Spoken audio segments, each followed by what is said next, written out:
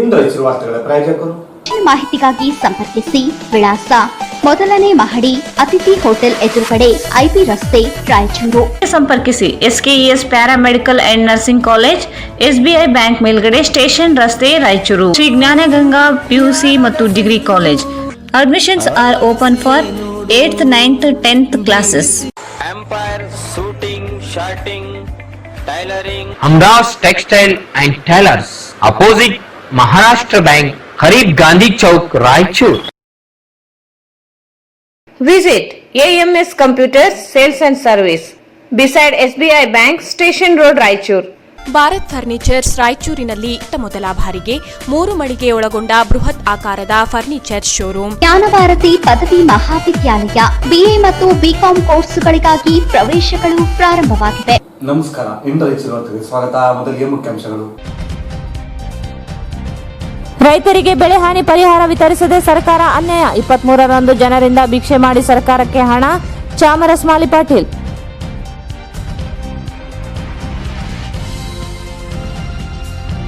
ಪರಿಶಿಷ್ಟ ಪಂಗಡಕ್ಕೆ ಶೇಕಡ 7.5 ಮೀಸಲಾತಿ ಜಾರಿಗೊಳಿಸದಿದ್ದರೆ ಹೋರಾಟ ತೀವ್ರ. ಪ್ರಸನ್ನಾನಂದಪುರಿ ಸ್ವಾಮೀಜಿ.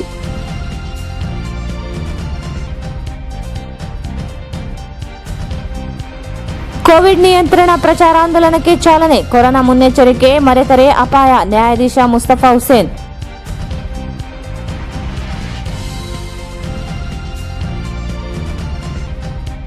ಸುರಾನ ಕಾರ್ಮಿಕರಿಗೆ 41 ತಿಂಗಳ ವೇತನ ಬಾಕಿ. 22ರಂದು DC ಕಚೇರಿ ಮುಂದೆ ಪ್ರತಿಭಟನೆ. DS ಶರಣಬಸವ.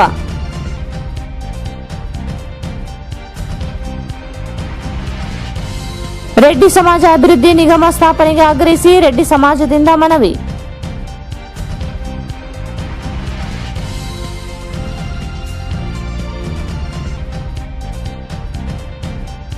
ರೇಸ್ ಬಚ್ಪನ್ ಶಾಲೆ ವಿರುದ್ಧ ಕ್ರಮಕ್ಕೆ ಆಗ್ರಹಿಸಿ ಕಲ್ಯಾಣ ಕರ್ನಾಟಕ ಹಿತರಕ್ಷಣಾ ಸೇನೆ ಮನವಿ.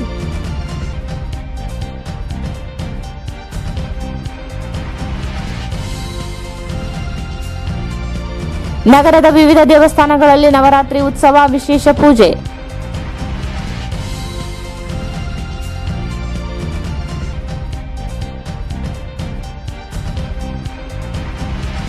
ಪೊಲೀಸ್ ಇಲಾಖೆಯಿಂದ ಕೊರೋನಾ ಜಾಗೃತಿ ಅಭಿಯಾನ. ನಿಯಮ ಪಾಲಿಸದಿದ್ದರೆ ಕಾನೂನು ಕ್ರಮ. CPI ಫಸಿಯುದ್ದೀನ್.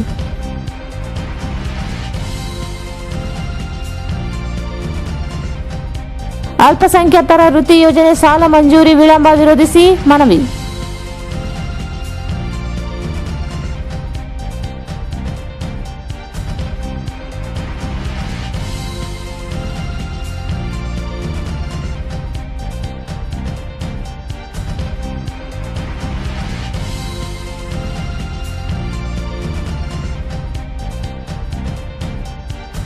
ಮತ್ತು ಜಿಲ್ಲೆಯಲ್ಲಿ 53 ಜನರಲ್ಲಿ ಕೊರೋನಾ ಸೋಂಕು ದೃಢ.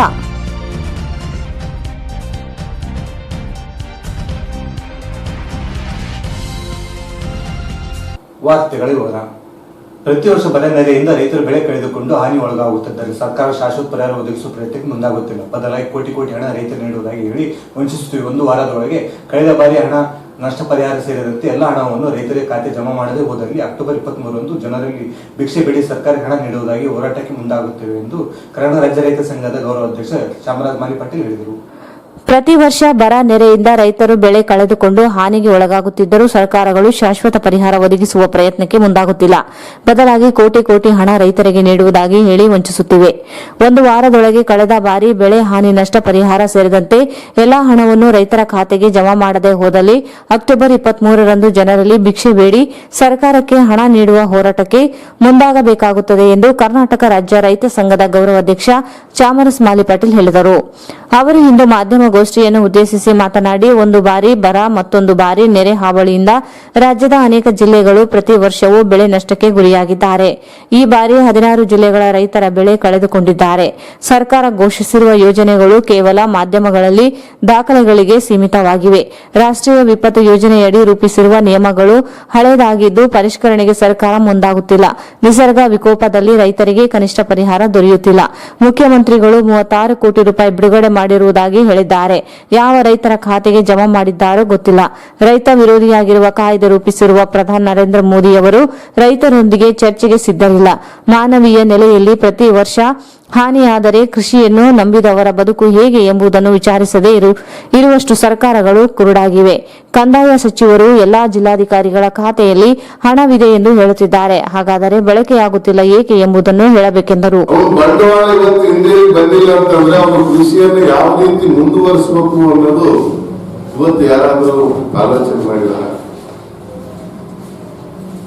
ಯಾರು ಮಾಡಿಲ್ಲ.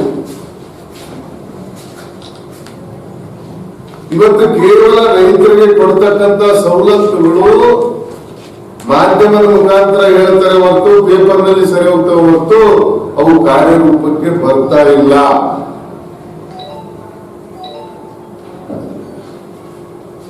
ಇವತ್ತು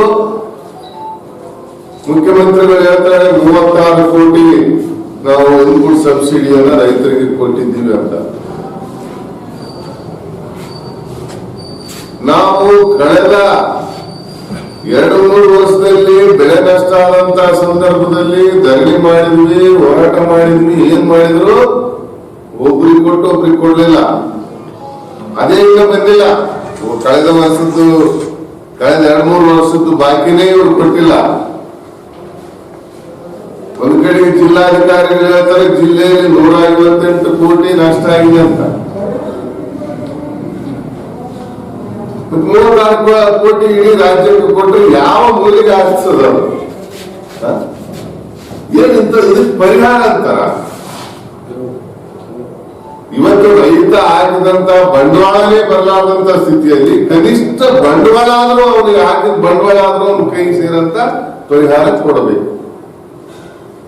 ಕೃಷಿ ಮುಂದುವರಿಸಬೇಕು ಅವನಂತಂದ್ರೆ ಇವತ್ತು NDRF ರೂಲ್ಸ್ ಪ್ರಕಾರ ಇವತ್ತು ಜಿಲ್ಲಾಧಿಕಾರಿಗಳು ಹೇಳಿದ್ದಾರೆ, NDRF ನ್ಯಾಷನಲ್ ಇದು ಏನಂತಂದ್ರೆ ಅದರ ಪ್ರಕಾರ ಅದು ಯಾವಾಗೋ ಮಾಡಿದ್ದು ಒಂದು ಪರಿಹಾರದ ರೂಪುರೇಷೆ. ಅದು ಇವತ್ತು MP MLAಗಳು ವರ್ಷ ತಮ್ಮ ಪಗಾರ ಹೆಚ್ಚಿಗೆ ಮಾಡ್ಕೊಂತಾರ. NDRF ಪರಿಶೀಲನೆ ಮಾಡಕ್ಕಾಗಲ್ಲ ಇವರಿಗೆ. ಅದಕ್ಕೆ ಎಂತ ಪರಿಹಾರ? ಅದು ಏನನ್ನ ಪರಿಹಾರ ಅಂತಾರ? ಇದು ಒಟ್ಟಾರೆ ಏನಂತಂದ್ರೆ ಸರ್ಕಾರ ನೈಸರ್ಗಿಕ ವಿಕೋಪವನ್ನ ನಿರ್ವಹಣೆಯಲ್ಲಿ ಸಂಪೂರ್ಣ ವಿಫಲಾಗಿದೆ. ಅದು ನೆರೆ ಇರ್ಬೋದು, ಬರ ಇರ್ಬೋದು. ಇವತ್ತು ದೇಶ ವಿದೇಶಗಳಿಗೆ ತಿರುಗಾಡ್ತಕ್ಕಂತ ಮೋದಿ ಅವರು ಕನಿಷ್ಠ ಸೌಜನ್ಯಕ್ಕಾದ್ರೂ 15-16 ಜಿಲ್ಲೆ ಒಂದು ರಾಜ್ಯದಲ್ಲಿ ನೆರೆ ಹಾವಳಿಗೆ ತುತ್ತಾಗಿದೆ ಅಂತ ಹೇಳಿದ್ರೆ ಕನಿಷ್ಠ ಕೇಂದ್ರ ಸರ್ಕಾರದ ಒಬ್ಬ ಮಂತ್ರಿ ಕೂಡ ಬಂದು ನೋಡಷ್ಟು ಇಲ್ಲ ಅಂತಂದ್ರೆ ನಮ್ಮ ಕರ್ನಾಟಕದ ಬಗ್ಗೆ ಇವ್ರಿಗೆ ಎಷ್ಟು ಏನು ದೂರವಾಣಿ ಮುಖಾಂತರ ಮಾತಾಡಿದ್ರಂತ ಮುಖ್ಯಮಂತ್ರಿ ಜೊತೆ. ದೂರವಾಣಿ ಮುಖಾಂತರ ಏನ್ ಮಾತಾಡ್ತಾರೆ ನೀವು? ಟಿವಿ ನೋಡಿದ್ರೆ ನಿಜವಾಗಿ ಊಟ ಹೋಗೋದಿಲ್ಲ. ಅಂತಂತ ಸನ್ನಿವೇಶಗಳನ್ನು ನಮ್ಮ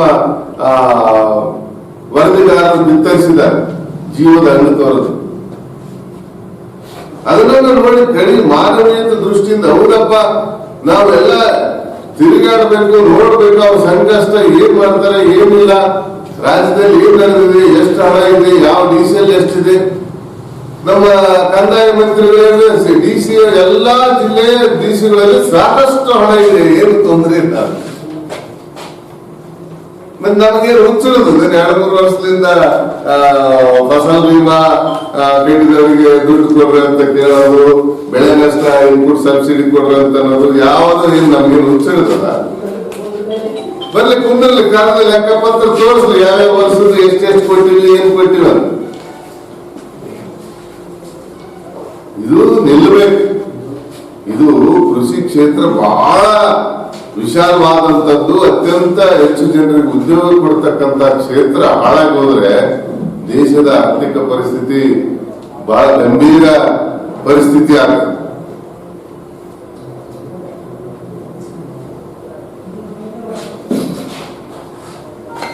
ಇಂಥ ಒಂದು ಸನ್ನಿವೇಶದಲ್ಲಿ ಬೆಂಬಲ ಯೋಜನೆಯಡಿ ರೈತರನ್ನು ರಕ್ಷಿಸುವುದಾಗಿ ಹೇಳುವ ಸರ್ಕಾರಗಳು ಬೆಂಬಲ ಬೆಲೆ ಏನಾಗಿದೆ ಎಂದು ನೋಡಲು ಸಿದ್ಧರಿಲ್ಲ. ಸರ್ಕಾರವೇ ಮೆಕ್ಕೆಜೋಳಕ್ಕೆ 18,850 ರೂಪಾಯಿ ಕ್ವಿಂಟಲ್ ದರ ನಿಗದಿಪಡಿಸಿದೆ. ಆದರೆ ಮಾರುಕಟ್ಟೆಯಲ್ಲಿ ಕಡಿಮೆ ದರದಲ್ಲಿ ಖರೀದಿಸಲಾಗುತ್ತಿದೆ.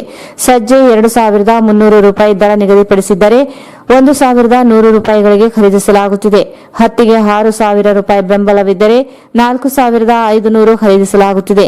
ಬೆಂಬಲ ಬೆಲೆ ಅರ್ಥವೇ ಕಳೆದುಕೊಂಡಿದೆ. ಕೂಡಲೇ ಸರ್ಕಾರ ನಿಗದಿಪಡಿಸಿರುವ ನಿಗದಿಪಡಿಸಿರುವ ಬೆಂಬಲ ಬೆಲೆಗಿಂತ ಕಡಿಮೆ ದರದಲ್ಲಿ ಖರೀದಿಸಿದಂತೆ ನಿಯಮ ರೂಪಿಸಬೇಕೆಂದು ರಾಜ್ಯದ ಪಾಲಿನ ಜಿಎಸ್ಟಿ ನೀಡಲು ಸಿದ್ದವಿರದ ಸರ್ಕಾರ ಆರ್ಥಿಕ ದಿವಾಳಿಯಾಗಿ ಹೋಗಿದೆ. ಸರ್ಕಾರದ ಬಳಿ ಹಣವಿಲ್ಲ, ಸಾಲ ಮಾಡಿ ಸರ್ಕಾರ ನಡೆಸುತ್ತಿದೆ ಎಂದು ಆರೋಪಿಸಿದರು. ರೈತರಿಗೆ ಪರಿಹಾರ ನೀಡುವಲ್ಲಿ ವಿಫಲವಾಗಿರುವ ಕೇಂದ್ರ ಮತ್ತು ರಾಜ್ಯ ಸರ್ಕಾರದ ವಿರುದ್ಧ ಜನರಲ್ಲಿ ಭಿಕ್ಷೆ ಬೇಡಿ ಸರ್ಕಾರಕ್ಕೆ ಹಣ ನೀಡುವ ಚಳವಳಿ ಪ್ರಾರಂಭಿಸಲಾಗುತ್ತದೆ. ಮುಂದಿನ ಚಳಿಗಾಲದ ಅಧಿವೇಶನದಲ್ಲಿ ಸುವರ್ಣಸೌಧ ಮುತ್ತಿಗೆ ಹಾಕಲು ರೈತ, ದಲಿತ, ಕಾರ್ಮಿಕ ಸಂಘಟನೆಗಳು ಐಕ್ಯ ಹೋರಾಟ ರೂಪಿಸಲಿವೆ ಎಂದರು.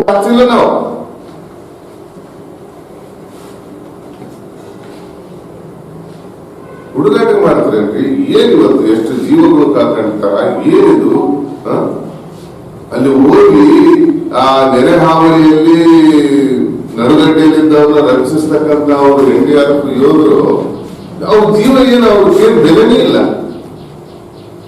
ಎಷ್ಟು ತೊಂದರೆ ಕೊಡ್ತಾರ, ಏನ್ ಕೊಡ್ತಾರ? ಆರಾಮ್ ತಾವು AC ರೂಮ್ ಕುಂತು ಏನು ಇದು ಮಾಡ್ತಾರ ಅಂತಂದ್ರೆ ಕನಿಷ್ಠ ಫೀಲ್ಡಿಗೆ ಬಂದು ನೋಡ್ಬೇಕು ತಾವು. ಇಷ್ಟಕ್ಕೆ ನಾವು ಬಿಡೋದಿಲ್ಲ. ಈ ಸರ್ಕಾರನ ಏನು ಬೆಳಗಾವಿನಲ್ಲಿ ಅಧಿವೇಶನ ನಡೀತದಲ್ಲ, ಚಳಿಗಾಲದ ಅಧಿವೇಶನ, ಅದೇನು ಇನ್ನ ಡೇಟ್ ನಿಗದಿ ಆಗಿದೆ, ಯಾವಾಗ ಆಗ್ತದ ಚಳಿಗಾಲದ ಅಧಿವೇಶನ ಏನ್ ನಿಗದಿ ಆಗ್ತದ, ಅಲ್ಲಿ ಏನು ನಾವು ಮೊನ್ನೆ ಈ ರಾಜ್ಯ ಸರ್ಕಾರದ ವಿರುದ್ಧ ಅಧಿವೇಶನ ನಡೆದಂತ ಸಂದರ್ಭದಲ್ಲಿ ರೈತ, ದಲಿತ, ಕಾರ್ಮಿಕ ಮೂವರು ಐಕ್ಯ ಒಂದು ಹೋರಾಟವನ್ನು ಮಾಡಿದ್ವಿ. ಆ ವೇದಿಕೆಯ ವತಿಯಿಂದ ನಾವು ಆ ವೇದಿಕೆ ಎಲ್ಲರೂ ಕರೆದು ಚರ್ಚೆ ಮಾಡಿ ಈ ಚಳಿಗಾಲದ ಅಧಿವೇಶನಕ್ಕೆ ಮುತ್ತಿಗೆ ಹಾಕಂತ ಕಾರ್ಯಕ್ರಮ ಮಾಡಬೇಕು ಅಂತ ನಾವು ಅನ್ಕೊಂಡಿವಿ. ಬಹುಶಃ ಅದನ್ನ ಮಾಡ್ತೀವಿ. ಇವ್ರು ಏನು ನಮ್ಮನ್ನ ಯಾರು ಕೇಳೋದಿಲ್ಲ ಅಂತಾನೆ ತಿಳ್ಕೊಂಡ್ರ. ಅಷ್ಟು ಸಲೀಸಾಗಿ ಅಶೋಕ್ ಮಾತಾಡೋದು ನೋಡಿದ್ರೆ ಕಂದಾಯ ಮಂತ್ರಿ ಏನ್ 5 ನಿಮಿಷ ನೋಡಿ ಬಂದ್ರಂತ ಅಷ್ಟೇ ಯಾದಗಿರಿಯಲ್ಲಿ. ಅರೆ ಒಂದಿಷ್ಟು ಟೈಮ್ ಇಟ್ಕೊಂಡು ಏನ್ ನಿಮಗಂತದ್ದು ಬೆಂಗಳೂರಲ್ಲಿ ತರತ್ತೂರು ಇತ್ತಪ್ಪ ವಾಪಸ್ ಹೋಗಂತು ಬಂದು ಎಲ್ಲ ಬೀದರ್ ನೋಡ್ಬೇಕಾಗಿತ್ತು, ಕಲಬುರಗಿ ನೋಡ್ಬೇಕಾಗಿತ್ತು, ಯಾದಗಿರಿ ನೋಡ್ಬೇಕಾಗಿತ್ತು, ರಾಯಚೂರು ನೋಡ್ಬೇಕಾಗಿತ್ತು, ಗದಗ, ಸುಮಾರು 16 ಜಿಲ್ಲೆಗಳು ಇದಾದ್ರೆ ನೀವು ಬರೀ ಒಂದು ಜಿಲ್ಲೆಗೆ ಬಂದು ಕಾಟಾಚಾರಕ್ಕೆ ಬಂದು ಹೋಗ್ಬಿಟ್ರೆ ಅದಕ್ಕ ನಾವು ಏನಂತಂದ್ರೆ ಈ ಸರ್ಕಾರಗಳಿಗೆ ಎಚ್ಚರಿಕೆ ಕೊಡ್ತೀವಿ. ದಯವಿಟ್ಟು ಸರ್ಕಾರಗಳೇನಂದ್ರೆ ಚಳುವಳಿಗಳನ್ನ ಗೌರವಿಸ್ತಕ್ಕಂತ ಒಂದು ಭಾವನೆ ಬೆಳೆಸಬೇಕು, ಮಾತಾಡಬೇಕು. ಕರೆದು ಪ್ರಧಾನಮಂತ್ರಿ ಇವತ್ತು ಅಲ್ಲಿ ಪಂಜಾಬ್ನಲ್ಲಿ ಏನಂತಂದ್ರೆ ರೈತರನ್ನ ಕರೆದು ಮಾತಾಡಕ ಅಧಿಕಾರಿಗಳು ಕಳಿಸ್ಯಾರ. ಅವ್ರು ಎದ್ದು ಬಂದಾರ, ನಾವು ಮಾತಾಡೋದಲ್ಲ ನಿಮ್ ಜೊತೆಗೆ ಅಂತ. ಮಂತ್ರಿಗಳು ಏನಾಗ್ಯಾರ, ಪ್ರಧಾನಮಂತ್ರಿಗಳು ಏನಾಗ್ಯಾರ, ಅವ್ರಿಗೆ ಗೊತ್ತಾಗಬೇಕಲ್ಲ ನೀವು ಅಧಿಕಾರಿಗಳು ಏನ್ ಮಾಡ್ತಾರೆ, ನಿಮ್ಮಲ್ಲಿ ಏನದ. ಅದಕ್ಕೆ ಇವತ್ತು ನೀವೇನಾದ್ರೂ ಏನು ಕೃಷಿ ಕ್ಷೇತ್ರದಲ್ಲಿ ನೀವು ಬಿಡುಗಡೆ ಮಾಡ್ತೀವಿ ಅಂತೀರಲ್ಲ, ನಾವು ಸ್ವಾಗತ ಮಾಡ್ತೀವಿ. ಆದ್ರೆ ಅದನ್ನ ಹೆಂಗ್ ಮಾಡ್ತೀರಿ, ಏನ್ ಮಾಡ್ತೀರಿ, ಅದನ್ನ ರೈತರಿಗೆ ನೀವು ಮನವರಿಕೆ ಮಾಡಿಕೊಡಲು ವಿಫಲರಾಗಿರಲ್ಲ. ಕರೆದು ಮಾತಾಡಕ್ಕೆ ನೀವು ಕಾಯ್ದೆ 3 ಕಾಯ್ದೆಗಳನ್ನ ರಚಿಸಿರಿ, ಅದ್ರಲ್ಲಿ ಏನ್ ಲೋಪದೋಷ ಇದೆ ಅಂತಂದ್ರೆ ನಮ್ಮನ್ನು ಕೇಳು, ನಾವು ಹೇಳ್ತೀವಿ. ನಿಮಗ್ ತಿಳಿದಿದ್ದೆ ನೀವು ಮಾಡೋದು ಬೇಡ. ಅಪರೂಪಕ್ಕ ನೀವು ಏನಂದ್ರೆ ಒಂದು ಒಳ್ಳೆಯ ಹುದ್ದೆವನ್ನ ಅಲಂಕಾರ ಮಾಡಿದ್ರಿ, 4 ಜನರ ಮಾತು ಕೇಳಿ ನಿರ್ಣಯ ತಗೊಂಡ್ರಲ್ಲ, ಒಮ್ಮಿಂದೊಮ್ಮೆಲೆ ಯಾಕೆ ನಿರ್ಣಯ ತಗೊಂತೀರ ಅಂತ ಕೇಳ್ತೀವಿ ಅಷ್ಟೇ ನಾವು. ಅದಕ್ಕೆ ಇವತ್ತೇನು 23ನೇ ತಾರೀಕಿನೊಳಗಾಗಿ ರೈತರ ಖಾತೆಗೆ ಎಲ್ಲ ನಾವು ಹೇಳೋದೇನು ಇನ್ಪುಟ್ ಸಬ್ಸಿಡಿ, ಬರಗಾಲದ್ದು ಫಸಲ್ ಬಿಮಾ, ಮತ್ತೆ ಏನು ಈ ಸಲದ್ದು ಬೆಳೆ ನಷ್ಟ ಪರಿಹಾರ. ಈ ಸಂದರ್ಭದಲ್ಲಿ ವಿಶ್ವನಾಥ್ ಪಾಟೀಲ್ ಬಲ್ಲಟಗಿ, ಸೂಗುರಯ್ಯ RS ಮಠ್, ಮಲ್ಲಣ್ಣ ದಿನ್ನಿ, ಬೂದಯ್ಯ ಸ್ವಾಮಿ ಉಪಸ್ಥಿತರಿದ್ದರು.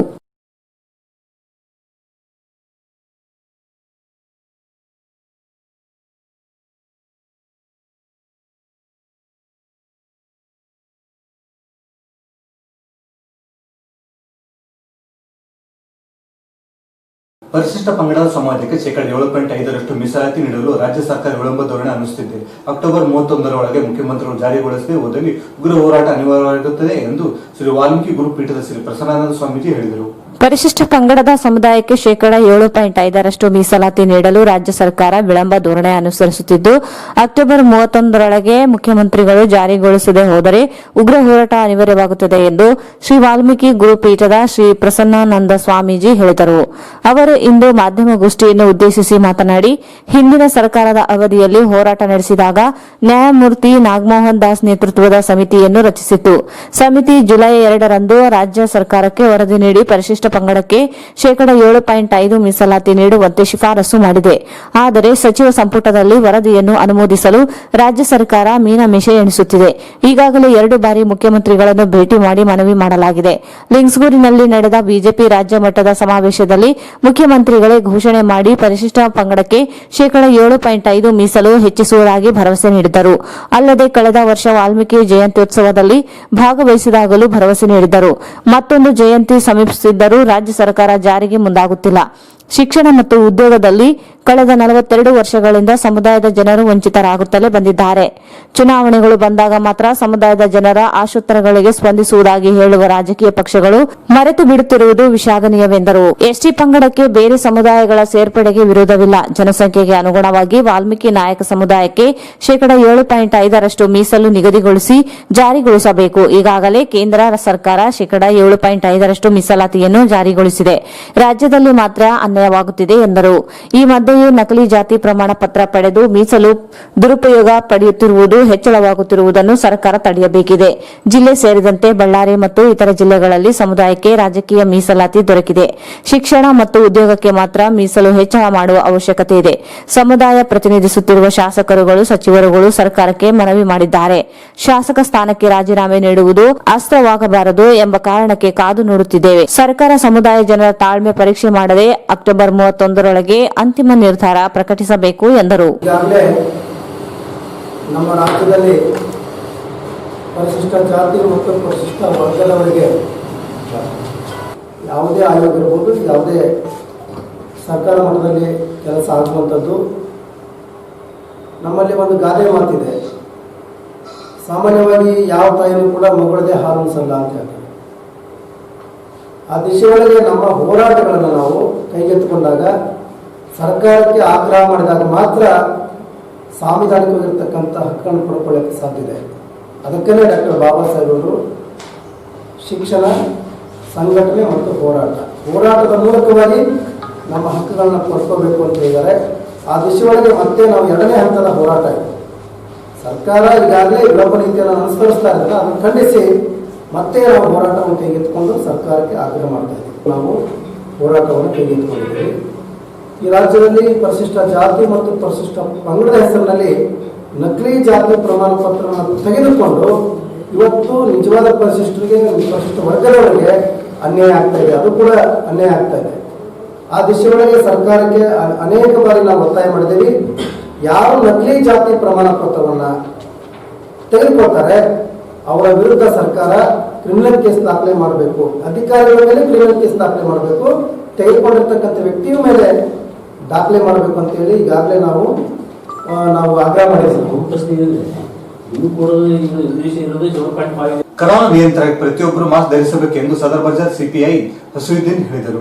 ಮಹಾಮಾರಿ ಕೊರೋನಾ ಸೋಂಕು ಹರಡುವುದನ್ನು ತಡೆಯಲು ಪ್ರತಿಯೊಬ್ಬರು ಕಡ್ಡಾಯವಾಗಿ ರಾಜ್ಯ ಸರ್ಕಾರ ಹೊರಡಿಸಿರುವ ಮಾರ್ಗಸೂಚಿ ಚಾಚು ತಪ್ಪದೆ ಪಾಲಿಸಿದಲ್ಲಿ ಕೋವಿಡ್-19 ನಿಯಂತ್ರಿಸಲು ಸಾಧ್ಯವಾಗುತ್ತದೆ ಎಂದು ಪ್ರಧಾನ ಜಿಲ್ಲಾ ಸತ್ರ ನ್ಯಾಯಾಧೀಶ ಹಾಗೂ ಜಿಲ್ಲಾ ಕಾನೂನು ಸೇವೆಗಳ ಪ್ರಾಧಿಕಾರ ಅಧ್ಯಕ್ಷ ಮುಸ್ತಫಾ ಹುಸೇನ್ ಅವರು ಹೇಳಿದರು.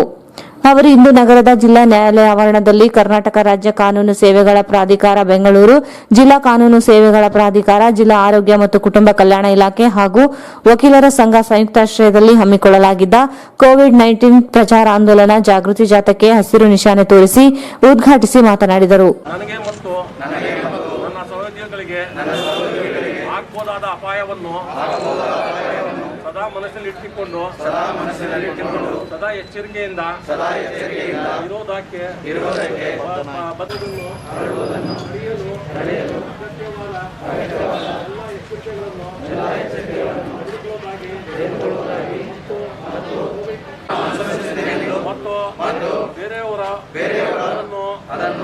ಅನುಸರಿಸಲು ಉತ್ತೇಜಿಸುತ್ತೇನೆ ಎಂದು ಪ್ರತಿಜ್ಞೆ ಮಾಡುತ್ತೇನೆ. ಯಾವಾಗಲೂ ವಿಶೇಷವಾಗಿ ಸಾರ್ವಜನಿಕರೊಂದಿಗೆ ಸೋಪು ಮತ್ತು ನೀರಿನಿಂದ ತೊಳೆಯುತ್ತೇನೆ. ನಾವು ಒಟ್ಟಾಗಿ ಕೋವಿಡ್-19 ವಿರುದ್ಧ ಕೋವಿಡ್ನಿಂದ ನಿಮ್ಮ ಆರೋಗ್ಯ ರಕ್ಷಣೆ ಮಾಡಿಕೊಳ್ಳಲು ಕಡ್ಡಾಯವಾಗಿ ಮಾಸ್ಕ್ ಧರಿಸಬೇಕು, ಸಾಮಾಜಿಕ ಅಂತರ ಪಾಲಿಸಬೇಕು ಮತ್ತು ಸ್ಯಾನಿಟೈಸರ್ ಅಳವಡಿಸುವುದರಿಂದ ಸೋಂಕು ನಿಯಂತ್ರಿಸಲು ಸಾಧ್ಯವಾಗುತ್ತದೆ. ದೇಶದಲ್ಲಿ ಕಳೆದ 8 ತಿಂಗಳಿನಿಂದ ಕೋವಿಡ್ ಸೋಂಕಿನಿಂದ ಜನಸಾಮಾನ್ಯರು ತೀವ್ರ ಸಂಕಷ್ಟಕ್ಕೆ ಗುರಿಯಾಗಿದ್ದಾರೆ. ಕೋವಿಡ್ನಿಂದ ಅನೇಕರು ತಮ್ಮ ಪ್ರಾಣವನ್ನೇ ಕಳೆದುಕೊಂಡಿದ್ದಾರೆ. ಕೋವಿಡ್ಗೆ ಔಷಧಿ ಕಂಡುಹಿಡಿಯುವವರಿಗೆ ಸೋಂಕಿನ ಬಗ್ಗೆ ನಿಷ್ಕಾಳಜಿ ತೋರದೆ ಎಚ್ಚರಿಕೆಯಿಂದ ಇರಬೇಕು ಎಂದರು. ಕೈಗಳನ್ನು ಪ್ರತಿ 5 ನಿಮಿಷಕ್ಕೊಮ್ಮೆ ಸ್ಯಾನಿಟೈಸರ್ ಮತ್ತು ಸಾಬೂನಿನಿಂದ ಸ್ವಚ್ಛವಾಗಿಟ್ಟುಕೊಳ್ಳಬೇಕೆಂದರು. ಕೋವಿಡ್ ಬಗ್ಗೆ ಇನ್ನೂ ಜನರಲ್ಲಿ ಜಾಗೃತಿ ಮೂಡಿಸಬೇಕಾಗಿದೆ ಎಂದರು. ನಮ್ಮ ಕರ್ನಾಟಕ ರಾಜ್ಯ ಕಾನೂನು ಸೇವೆಗಳ ಪ್ರಾಧಿಕಾರದ ನಿರ್ದೇಶನದಂತೆ ನಮ್ಮ ರಾಯಚೂರು ಜಿಲ್ಲೆಯಲ್ಲಿ ಇಂದು ರಾಯಚೂರು ನಗರ ಮತ್ತು ಎಲ್ಲ ತಾಲೂಕುಗಳಲ್ಲಿ ಈ ಕೋವಿಡ್-19 ಅವೇರ್ನೆಸ್ ಪ್ರೋಗ್ರಾಮ್ ಇದು ಕಾರ್ಯಕ್ರಮವನ್ನು ಜನ ಆಂದೋಲನ ಮಾರ್ಗವಾಗಿ ನಾವು ಮಾಡಿ ಇಟ್ಕೊಂಡಿದ್ದೀವಿ. ಈ ಕಾರ್ಯಕ್ರಮದಲ್ಲಿ ಈಗ ನಮ್ಮ PLV ಪ್ಯಾರಾಲೀಗಲ್ ವಾಲಂಟಿಯರ್ಸ್ ಇದ್ದಾರೆ, ನಮ್ಮ ಪ್ಯಾನಲ್ ಅಡ್ವೊಕೇಟ್ಸ್ ಇದ್ದಾರೆ ಮತ್ತು ಆರೋಗ್ಯ ಇಲಾಖೆಯಿಂದ ನಮ್ಮ ಸಿಬ್ಬಂದಿಗಳು ಬಂದಿದ್ದಾರೆ. ಪೊಲೀಸ್ ಸಿಬ್ಬಂದಿಗಳ ಹೊಂದಿಗೆ ಈ ಒಂದು ಜನ ಆಂದೋಲನ ನಾವು ಆರಂಭಿಸಿದ್ದೀವಿ. ಇವರು ಈಗ ನಮ್ಮ ರಾಯಚೂರು ನಗರದ ಎಲ್ಲ ಪ್ರಮುಖ ಸ್ಥಳಗಳಲ್ಲಿ ಹೋಗಿ ಇದರ ಅವೇರ್ನೆಸ್ ಕ್ರಿಯೇಟ್ ಮಾಡ್ತಾರೆ. ಅವೇರ್ನೆಸ್ ಅಂದರೆ ನಮಗೆಲ್ಲರೂ ಗೊತ್ತಿದೆ, ಎಲ್ಲರೂ ಕಂಪಲ್ಸರಿ ಮಾಸ್ಕ್ ಹಾಕ್ಕೋಬೇಕು, ಮಿನಿಮಮ್ 6 ಅಡಿ ಅಂತರವನ್ನು ಪ್ರತಿಯೊಬ್ಬರು ಇನ್ನೊಬ್ಬರಿಗಿಂತ ಮೇಂಟೈನ್ ಮಾಡಬೇಕು ಮತ್ತು ಯಾವಾಗಲೂ ಸೋಪು ಮತ್ತು ಸ್ಯಾನಿಟೈಸರ್ಸಿಂದ ತಮ್ಮ ಕೈಗಳನ್ನು ತೊಳಿತಾ ಇರಬೇಕು. ಇದು ಒಂದು ಈ 3 ಪಾಲಿಸಿಗಳನ್ನು, ಈ ಒಂದು ಕ್ರಮಗಳನ್ನು ಪ್ರತಿಯೊಬ್ಬರು ನಾವು ಪಾಲನೆ ಮಾಡಿದ್ರೆ ಬಹುಶಃ ಎಷ್ಟು ಮಟ್ಟಕ್ಕೆ ನಾವು ಈ ಕೊರೋನಾವನ್ನು ಸ್ಪ್ರೆಡ್ ಆಗೋದು ತಡಿಬೋದು ಅಂತ ಈ ನಮ್ಮೆಲ್ಲರಿಗೂ ಗೊತ್ತಿದೆ. ಇದು ಈಗಾಗಲೇ ಮೆಡಿಕಲ್ ಪ್ರೋಟೋಕಾಲ್ಸ್ ಎಲ್ಲ ಸ್ಟೇಟ್ ಸರ್ಕಾರದಿಂದ ಬಂದಿದೆ. ಸೊ ಇದನ್ನು ಕಡ್ಡಾಯವಾಗಿ ಪಾಲನೆ ಮಾಡಬೇಕಂತ ಒಂದು ಆಂದೋಲನ ನಾವು ಇಟ್ಕೊಂಡಿದ್ದೀವಿ. ಈ ಆಂದೋಲನಕ್ಕೆ ತಾವೆಲ್ಲ ಬಂದಿದ್ದೀರಿ. ಇದಕ್ಕೆ ಹೆಚ್ಚು ಪ್ರಚಾರ ಕೊಡಬೇಕು ಅಂತ ನಾನು ಎಲ್ಲ ಮಾಧ್ಯಮದ ಮಿತ್ರರಿಗೆ ಮತ್ತು ಎಲ್ಲ ಪ್ರದೇಶಗಳು, ಗಾಳಿಯಾಡದ ಸ್ಥಳಗಳು, ಇವುಗಳಿಂದ ನಿಮ್ಮನ್ನು ರಕ್ಷಿಸಿಕೊಳ್ಳಿ.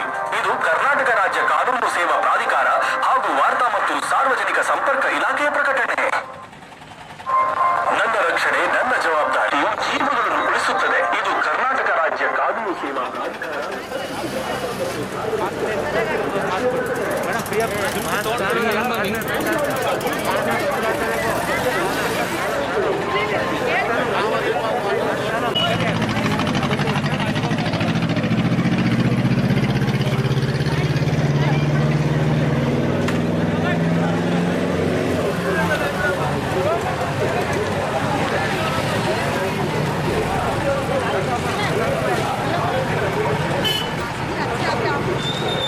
ಈ ಸಂದರ್ಭದಲ್ಲಿ ನ್ಯಾಯಾಧೀಶರಾದ SR ಪರದೇಶಿ, ಈಶ್ವರ್, ಹೇಮಾ, ಸುರೇಶ್, ಅವಿನಾಶ್, ಜಿಲ್ಲಾ ಆರೋಗ್ಯ ಮತ್ತು ಕುಟುಂಬ ಕಲ್ಯಾಣ ಅಧಿಕಾರಿ ಡಾ ರಾಮಕೃಷ್ಣ, ಜಿಲ್ಲಾ ಕಾನೂನು ಸೇವೆಗಳ ಪ್ರಾಧಿಕಾರದ ಸದಸ್ಯ ಕಾರ್ಯದರ್ಶಿ MC ನಾಡಗೌಡ, ವಕೀಲರ ಸಂಘದ ಅಧ್ಯಕ್ಷ G ಬಸವರಾಜ್ ಹಾಗೂ ವಕೀಲರು, ಪೊಲೀಸರು ಉಪಸ್ಥಿತರಿದ್ದರು.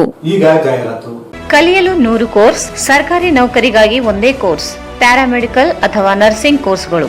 2020-21ನೇ ಸಾಲಿನ ಪ್ರವೇಶಗಳು ಪ್ರಾರಂಭವಾಗಿವೆ.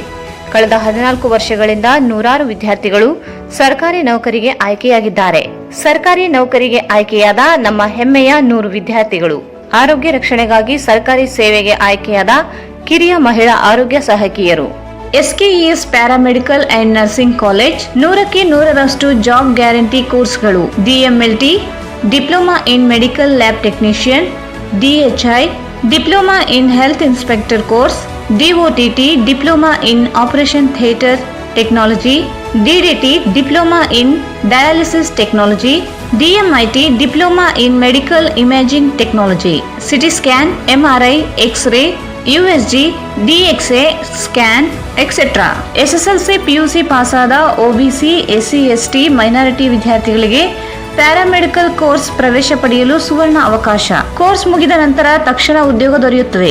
ಕೋರ್ಸ್ಗಳು DMLT diploma in medical lab technician course, DOTT Diploma in Operation Theatre Technician, DMXT Diploma in X-ray Technician courses, DHI Diploma in Health Inspector, DMRT Diploma in Medical Records Technology, Diploma in Ophthalmology Technician, DOT Diploma in Dialysis Technology, GNM ಮತ್ತು BSc nursing ಕೋರ್ಸ್ಗಳಿಗೆ 2020-21 ಸಾಲಿನ ಪ್ರವೇಶಗಳು ಪ್ರಾರಂಭವಾಗಿವೆ. ಹಿಂದೆ ಸಂಪರ್ಕಿಸಿ SKES paramedical and nursing college, SBI bank ಮೇಲ್ಗಡೆ, station ರಸ್ತೆ, Raichur. Mobile 9945311704. Shri Jnanaganga PUC ಮತ್ತು degree college.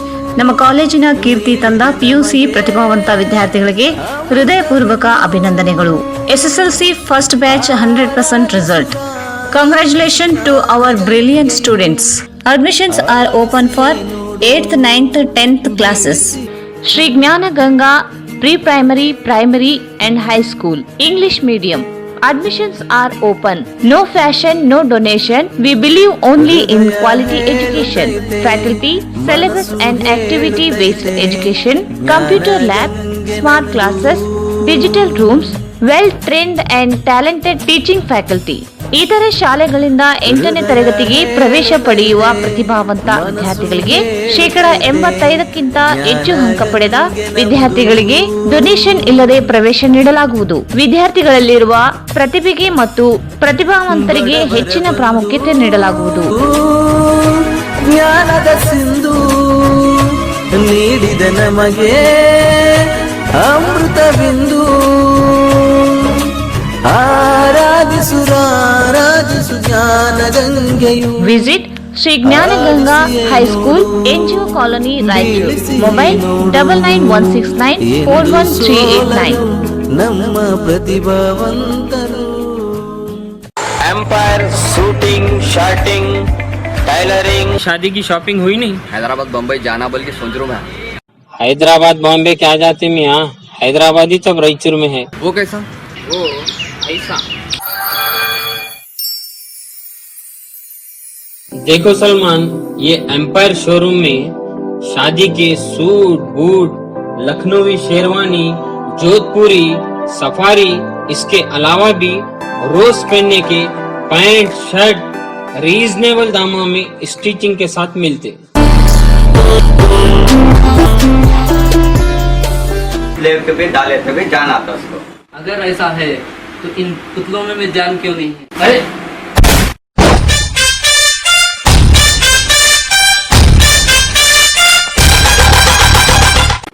ये क्या राज है बादशाह भाई? ये राज नहीं मासूम भाई, ये हमराज है। Hamraz textile and tailors, opposite Maharashtra bank, करीब Gandhi Chowk, Raichur. AMS Computers Sales and Service. 0% EMI Bajaj Finance available. Dealers in Lenovo, Asus, Dell, Acer, HP, Epson, CP+, Canon, HIK Vision, Microtech ಇದಲ್ಲದೆ ಹಲವು ಕಂಪನಿಗಳ ಉತ್ಪನ್ನಗಳು ಸಿಗುತ್ತವೆ. Laptop and desktop, printers, CCTV camera, cartridge refilling, biometric attendance, UPS inverter and batteries, server and networking, softwares, billing machines, projector and DSLR cameras, refurbished laptop and desktop accessories, antivirus, lamination machines and papers, etc.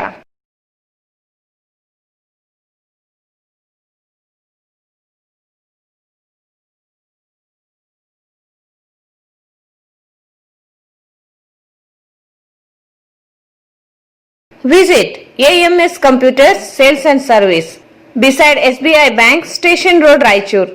Mobile 9663150560. Bharat furnitures ರಾಯಚೂರಿನಲ್ಲಿ ಮೊದಲ ಬಾರಿಗೆ 3 ಮಳಿಗೆ ಒಳಗೊಂಡ ಬೃಹತ್ ಆಕಾರದ furniture showroom.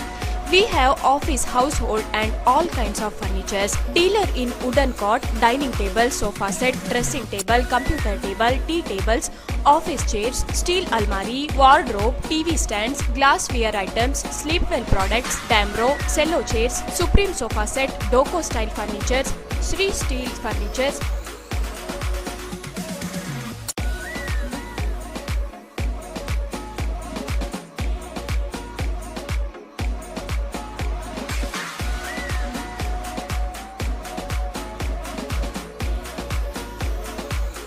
For more details, please contact Bharat Furniture CPS Complex opposite Shiva Mandir, Patel Road, Raichur. Mobile number 9880240959, 9880240956, 8892589596.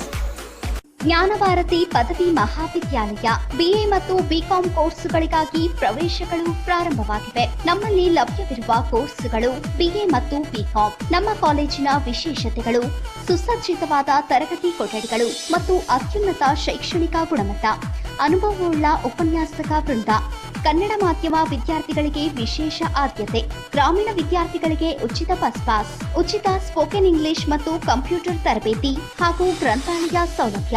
ವಿಶೇಷ ಸೂಚನೆ: PUC arts ಮತ್ತು ಕಾಮರ್ಸ್ನಲ್ಲಿ ಪ್ರಥಮ ವರ್ಷ ಅಥವಾ ದ್ವಿತೀಯ ವರ್ಷದಲ್ಲಿ ಕಲಿಯುತ್ತಿರುವ ವಿದ್ಯಾರ್ಥಿಗಳಿಗೆ ಹಾಗೂ ದ್ವಿತೀಯ ವರ್ಷ ಪಿಯುಸಿಯಲ್ಲಿ ಫೇಲ್ ಆದ ಆರ್ಟ್ಸ್ ಮತ್ತು ಕಾಮರ್ಸ್ ಕನ್ನಡ ಇಂಗ್ಲಿಷ್ ಮಾಧ್ಯಮ ವಿದ್ಯಾರ್ಥಿಗಳಿಗೆ ವಿಶೇಷ ಅನುಭವವುಳ್ಳ ಉಪನ್ಯಾಸಕರಿಂದ ಪ್ರತಿ ಫೇಲಾದ ವಿಷಯದ ಮೇಲೆ ಟ್ಯೂಷನ್ ಕ್ಲಾಸ್ ನೀಡಲಾಗುವುದು.